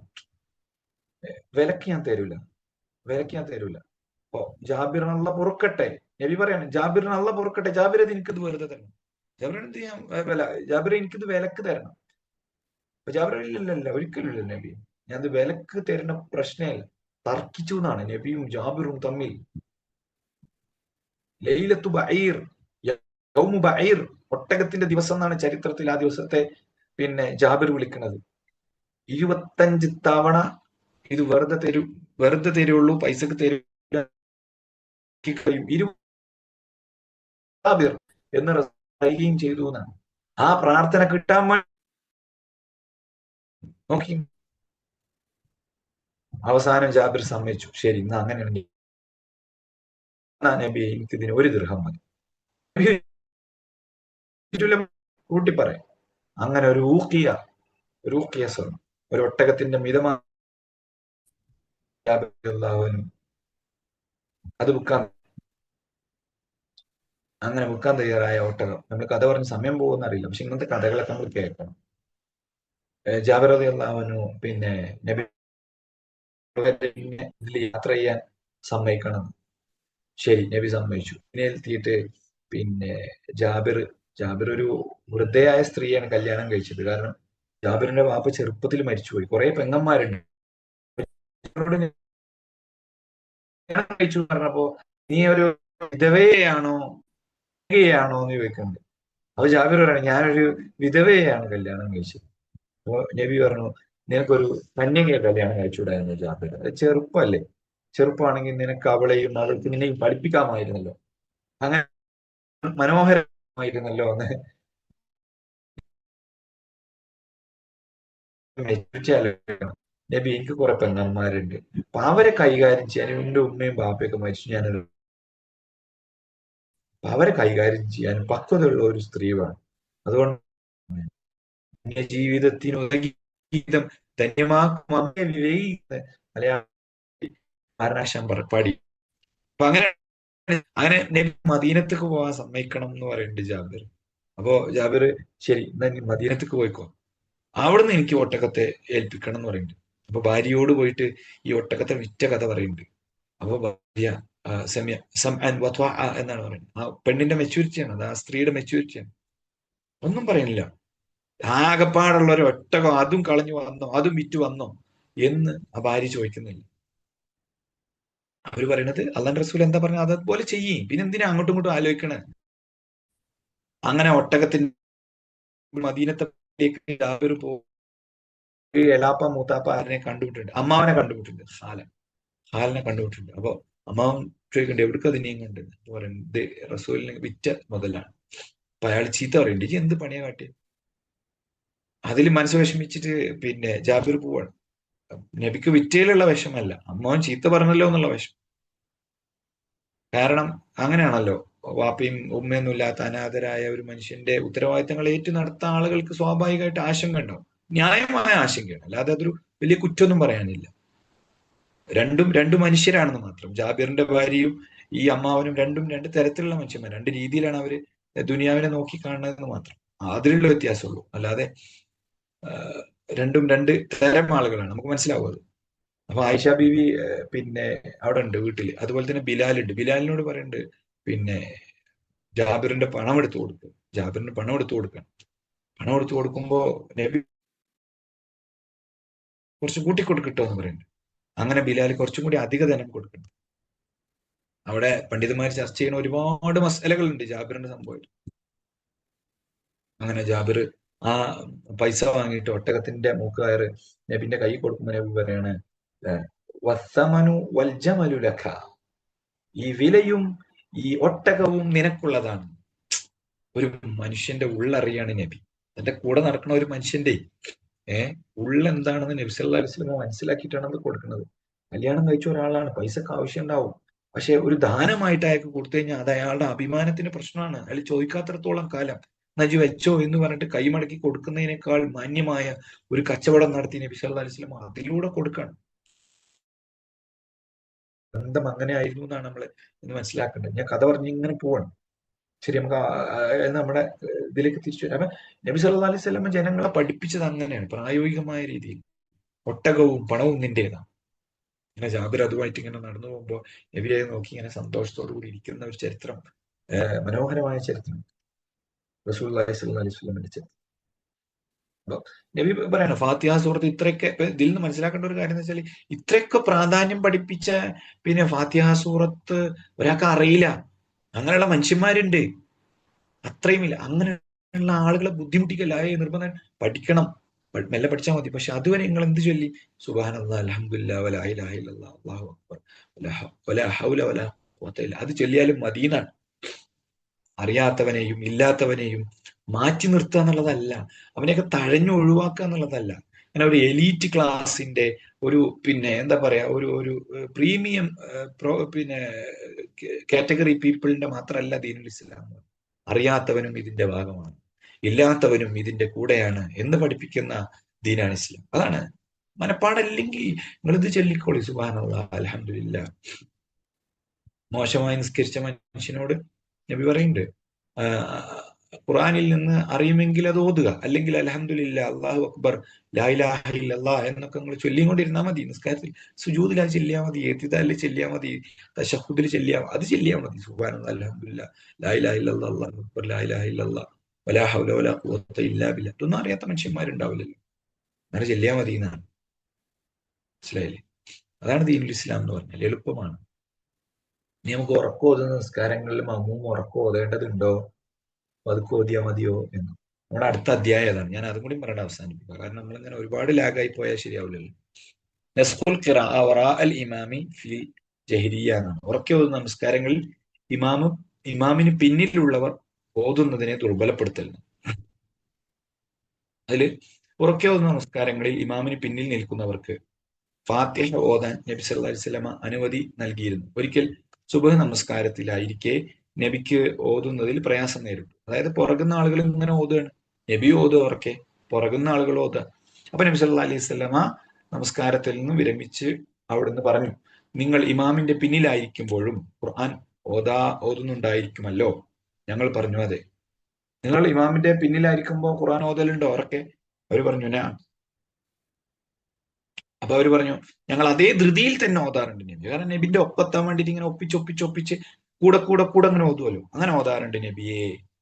റസൂലുള്ളാഹി സ്വല്ലല്ലാഹി അലൈഹി വസല്ലം പറഞ്ഞു, നിങ്ങൾ പാരായണം ചെല്ലുമ്പം ഫാത്തിഹ അല്ലാതെ മറ്റൊന്നും ഓതേണ്ടത്, ഫാത്തിഹ ഓതിക്കോളി, ബാക്കിയൊന്നും ഓതേണ്ടതില്ല എന്ന് പറഞ്ഞു. കാരണം എന്താണ്? ഫാത്തിഹ ഓതാത്തവന് ലിമല്ലം യഖ്റഅ ഫാത്തിഹത്തുൽ കിതാബ് ലാ സ്വലാത്ത എന്നുള്ള ഹദീസ് ഉണ്ട്. അതുകൊണ്ട് തന്നെ നിസ്കാരമില്ല. അതുകൊണ്ട് നിങ്ങൾ അത് ഓതിക്കോളൂ. പിന്നെ അൽബാനിന്റെ സിഫത്ത് സ്വലാത്തിന്റെ നബി പറയുന്നത്, പിന്നീട് ഉറക്കെ ഓതുന്ന നമസ്കാരങ്ങളിൽ എല്ലാ ഔത്തിനെയും നബി സല്ലല്ലാഹു അലൈഹി വസല്ലമ അവരോട് വിരോധിച്ചു. ഫാത്തിഹയും ഉറക്കെ ഓതേണ്ടതില്ല എന്ന് നബി സല്ലല്ലാഹു അലൈഹി വസല്ലമ അവരോട് വിരോധിച്ചു. ആ നിരോധം, ഹറാമാക്കിയത് ഉറക്കെ ഓതുന്ന നമസ്കാരത്തിൽ ഒരു റിപ്പോർട്ടിൽ അത് സുബഹി നമസ്കാരം എന്നാണ് എന്നും അതിൽ നിന്ന് വിരമിച്ചപ്പോഴായിരുന്നു എന്നും ഒക്കെ കാണാൻ സാധിക്കും. നബി സല്ലല്ലാഹു അലൈഹി വസല്ലമ സുബഹി നമസ്കാരത്തിൽ ചോദിച്ചു, നിങ്ങളിൽ നിന്നും ആരെങ്കിലും ഇപ്പോൾ എന്നോടൊപ്പം ഓതിയോ? അപ്പോൾ ഒരാൾ പറഞ്ഞു, അതെ, ഞാൻ ഓതിയിരുന്നു നബിയെ, ഞാനായിരുന്നു അത് ഓതിയത്. അപ്പോൾ നബി സല്ലല്ലാഹു അലൈഹി വസല്ലമ പറഞ്ഞു, ഞാൻ ചോദിക്കട്ടെ, എന്തിനാണ് ഞാനുമായി മത്സരിക്കുന്നത്? അബൂ ഹുറൈറ റളിയല്ലാഹു അൻഹു പറഞ്ഞു, റസൂലിൽ നിന്നും അത് കേട്ടതിന് ശേഷം റസൂൽ ഉറക്കെ ഓതുന്ന നമസ്കാരങ്ങളിൽ അവിടുത്തോടൊപ്പം ഓതുന്നത് ജനങ്ങൾ നിർത്തി. എന്നാൽ ഇമാം ഉറക്കെ ഓതാത്ത നമസ്കാരങ്ങളിൽ അവർ സ്വയം കേൾക്കാൻ മാത്രമുള്ള ശബ്ദത്തിൽ അവർ ഓതുമായിരുന്നു. ഒരാളെ ഇമാമായി നിശ്ചയിക്കുന്നത് അയാളെ പിന്തുടരാൻ വേണ്ടിയാണ്. നബിയുടെ ഹദീസാണ്. അതിനാൽ അദ്ദേഹം തക്ബീർ ചൊല്ലിയാൽ നിങ്ങളും തക്ബീർ ചൊല്ലുക, അദ്ദേഹം ഓതുമ്പോൾ നിങ്ങൾ മൗനമായി നിൽക്കുക. ഇതുപോലെ തന്നെയാണ് പിന്നിലുള്ളവർക്ക് ഇമാമിന്റെ പാരായണം ശ്രദ്ധിച്ചു കേട്ടാൽ തന്നെ മതിയാകും എന്ന് നിശ്ചയിച്ചതും നബി സല്ലല്ലാഹു അലൈഹി വസല്ലമ പറഞ്ഞു, ആർക്കെങ്കിലും ഒരു ഇമാം ഉണ്ടെങ്കിൽ ആ ഇമാമിന്റെ പാരായണം തന്നെയാണ് അവന്റെ പാരായണം എന്ന് റസൂലുള്ളാഹി സ്വല്ലല്ലാഹു അലൈഹി വസല്ലമ പറഞ്ഞിട്ടുണ്ട്. അവനത് മതിയാകും. ഉറക്കെ ഓതുന്ന നമസ്കാരങ്ങളിലുള്ള നിയമമാണ്. അപ്പോ കൺഫ്യൂഷൻ ആയിട്ടുണ്ടാവും, ഉറപ്പാണ്. അപ്പം ഇബ്നു ബാസിന്റെ ഫത്വയിൽ അതിനെ ഈ മസലകളെ ക്രോഡീകരിച്ചിട്ട് അദ്ദേഹം പറയുന്ന ഒരു കാര്യം, 3 നിലക്കുള്ള അഭിപ്രായങ്ങൾ പണ്ഡിതന്മാർ ഈ വിഷയത്തിൽ പറഞ്ഞിട്ടുണ്ട്. ഒന്നാമത്തെ അഭിപ്രായം എന്ന് പറഞ്ഞു കഴിഞ്ഞാൽ അത് ഉറക്കെ ഓതുക എന്നുള്ളതാണ്. 2 നമസ്കാരങ്ങളിലും, ഉറക്കെ ഓതുന്ന നമസ്കാരങ്ങളിലും പതുക്കെ ഓതുന്ന നമസ്കാരങ്ങളിലും ഉറക്കെ ഓതുക എന്നുള്ളത് അത് തെറ്റായ അഭിപ്രായമാണ്, അതിന് പിൻബലമില്ലാത്ത അഭിപ്രായമാണ്. എന്നാൽ തീരെ ഓതാതിരിക്കുക, ഫാത്തിഹ ഓതണ്ട, ഒന്നും ഓതാതിരിക്കുക. എന്നാൽ ഫാത്തിഹ മാത്രം ഇമാമിന്റെ കൂടെ പതുക്കെ ഓതുക, ബാക്കിയുള്ളത് കേട്ടാൽ മാത്രം മതി. ഇവിടെ 3 തരത്തിലാണ് ഹദീസുകൾ വന്നിട്ടുള്ളത്. ഒന്ന്, ഫാത്തിഹ ഓതിക്കോളൂ എന്ന് പറഞ്ഞത്. ഫാത്തിഹ ഓതിക്കോളൂ എന്ന് പറഞ്ഞ ആദ്യകാലത്താണ് ഉറക്കം ഓതാൻ പറഞ്ഞത് കേട്ടോ. പിന്നെ ഉറക്കം ഓതേണ്ടതില്ല എന്ന നിയമമാണ് വന്നത് എന്ന അർത്ഥത്തിലാണ് രണ്ടാമത് പറഞ്ഞിട്ടുള്ളത്. മൂന്നാമതായി പറഞ്ഞത് ഇമാമിന്റെ ഓത്ത് മതിയാകും മഅ്മൂമിന്. അത് ഖുർആൻ പാരായണത്തെ കുറിച്ചാണ് എന്നാണ് പണ്ഡിതന്മാർ പറഞ്ഞിട്ടുള്ളത്. നമുക്ക് ഇങ്ങനെ സംഗ്രഹിക്കാം: ഫാത്തിഹ ഇമാമിന്റെ കൂടെ നാം പതുക്കെ ഓതുക, സൂറത്ത് നമ്മൾ ഇമാമിന്റെ കൂടെ ഓതേണ്ടതില്ല. എന്നാൽ നമ്മൾ ഒറ്റക്ക് നിസ്കരിക്കുകയാണെങ്കിൽ ഉറക്കെ ഓതുന്ന നമസ്കാരങ്ങൾ ഏതൊക്കെയാണ്? ഉറക്കെ ഓതുന്ന നമസ്കാരങ്ങൾ ഏതൊക്കെയാണ്? പതുക്കെ ഓതുന്ന നമസ്കാരങ്ങൾ ളുഹ്റും അസ്റും പതുക്കെ ഓതുന്ന നമസ്കാരങ്ങളും അല്ലെ. ഉറക്കെ ഓതുന്ന നമസ്കാരങ്ങൾ എന്ന് പറഞ്ഞാല് മഗ്രിബും ഇശയും സുബ്ഹുമാണ്. ഉറക്കെ ഓതുന്ന നമസ്കാരങ്ങളിൽ നമ്മൾ ഒറ്റക്ക് നിസ്കരിക്കുകയാണെങ്കിൽ നമുക്ക് മാത്രം കേൾക്കാവുന്ന ശബ്ദത്തിൽ എന്ത് ചെയ്യാം, നമുക്ക് ഫാത്തിഹയും സൂറത്തൊക്കെ ഓതാം. തക്ബീറത്തുൽ ഇഹ്റാം ഒക്കെ അങ്ങനെ തന്നെ ഉറക്കെ ഓതുന്ന നമസ്കാരങ്ങൾ നമുക്ക് കേൾക്കാം. എന്നാൽ പതുക്കെ ഓതുന്ന നമസ്കാരങ്ങളിൽ എന്ത് ചെയ്യണ്ട, നമ്മൾ ഉറക്കെ ഓതണ്ട, പതുക്കെ മാത്രം ചൊല്ലിയാൽ മതി.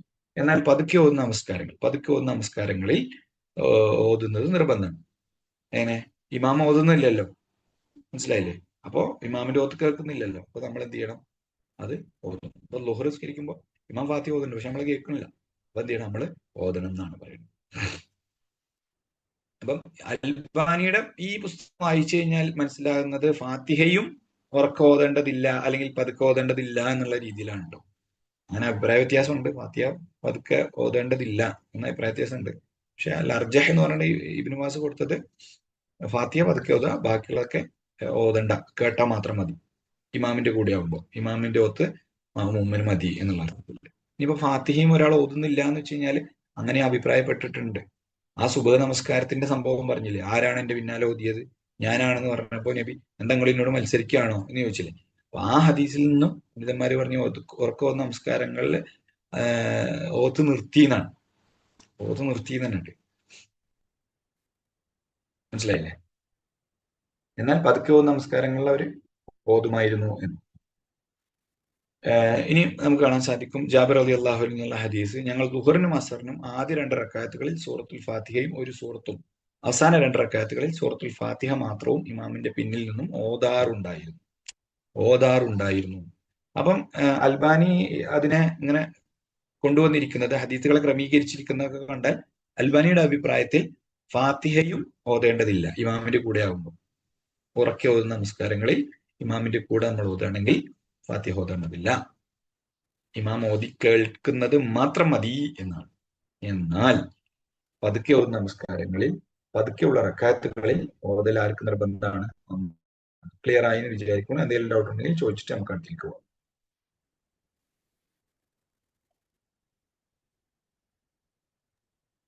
ഫാത്തിഹ ഓതാതെ പിന്നെ നിസ്കാരമില്ല എന്നല്ല പറഞ്ഞു.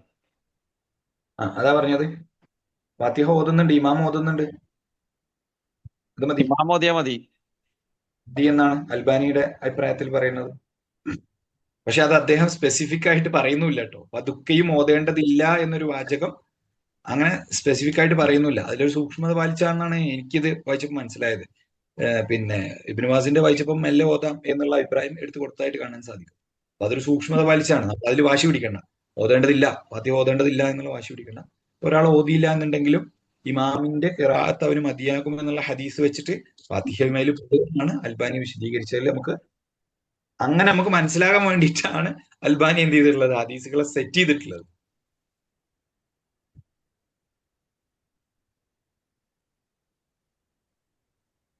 ഒരു സംശയം, അതായത് നമ്മളിപ്പം ഇമാമിന്റെ കൂടെ കൈകെട്ടുമ്പോൾ അതിന് മുമ്പ് തന്നെ ഫാത്തിഹയും അതൊക്കെ റുക്കൂന് അടുപ്പിച്ച് നമ്മൾ ജോയിൻ ചെയ്യുമ്പോൾ അത് നമുക്ക് റക്അത്ത് കിട്ടൂല എന്ന് പറയുന്ന ഒരു അഭിപ്രായം ഉണ്ടല്ലോ. അപ്പൊ അത് എത്രമാത്രം ശരിയാന്നല്ല? മൻ അദ്റക റുക്അൻ ഫഖദ് അദ്റക റക്അ എന്ന് പറഞ്ഞിട്ട് ഒരു ഫിഖ്ഹിലെ ഒരു സംഭവം ഉണ്ട്. അതിനൊരു ഹദീസും തെളിവ് പറയുന്നുണ്ട്. നബി സല്ലല്ലാഹു അലൈഹി വസല്ലം നമസ്കരിച്ചുകൊണ്ടിരിക്കെ ഓടി വന്ന് റുക്കോയിലേക്ക് പോയപ്പോൾ ഓടി വന്ന് ചേർന്ന ആളുകളെ കുറിച്ച് പറയുന്നുണ്ട്. അപ്പം നബി നിസ്കാരം കഴിഞ്ഞിട്ട് ചോദിച്ചു, ആരാണ് ഓടി വന്നത്? അപ്പൊ കുറച്ച് ആൾക്കാർ പറഞ്ഞു, ഞങ്ങൾ ഓടി വന്നാണ്, പിന്നെ റക്അത്ത് കിട്ടാൻ വേണ്ടിയിട്ട് ഓടി വന്നാണ്.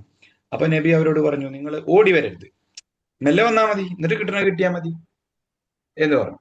പക്ഷെ അവിടെ ആ റക്അത്ത് വീണ്ടും ആവർത്തിച്ച് അവരോട് ചെയ്യാൻ നബി സല്ലല്ലാഹു അലൈഹി വസല്ലം പറഞ്ഞില്ല എന്നത് വെച്ചുകൊണ്ട് എന്ത് പറയാറുണ്ട്, മൻ അദ്റക റക്അൻ ഫഖദ് അദ്റക എന്ന ഖായിദയിൽ ഉപോത്ബലകമായ ഹദീസ് തെളിവാണ്, ഈ ഹദീസ് തെളിവാണെന്ന് പറയാറുണ്ട്. അതായത് റുക്കൂ കിട്ടിയാൽ റക്അത്ത് കിട്ടി എന്ന അർത്ഥത്തിൽ പറയാറുണ്ട്. എന്നാൽ ഫാത്തിഹ ഓതാത്ത ഒരു നമസ്കാരമില്ല എന്നാണ് പറഞ്ഞത്. റക്അത്തില്ല എന്ന് പറഞ്ഞതായിട്ട് വേണ്ടി ഹദീസില്ല എന്നാണ് ഈ ആളുകൾ പറയാറുള്ളത്.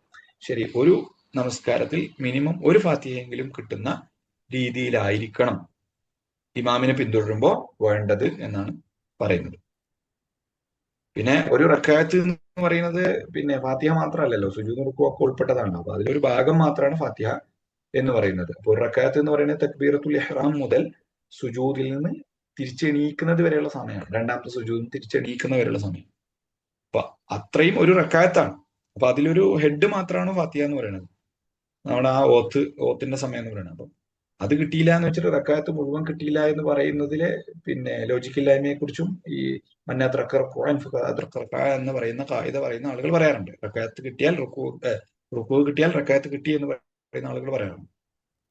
അല്ല ഫാത്തിഹ കിട്ടുന്നതാണ് ഉത്തമം എന്ന് പറഞ്ഞവരും ഉണ്ട്. രണ്ടു നിലക്കും പറയാറുണ്ട്.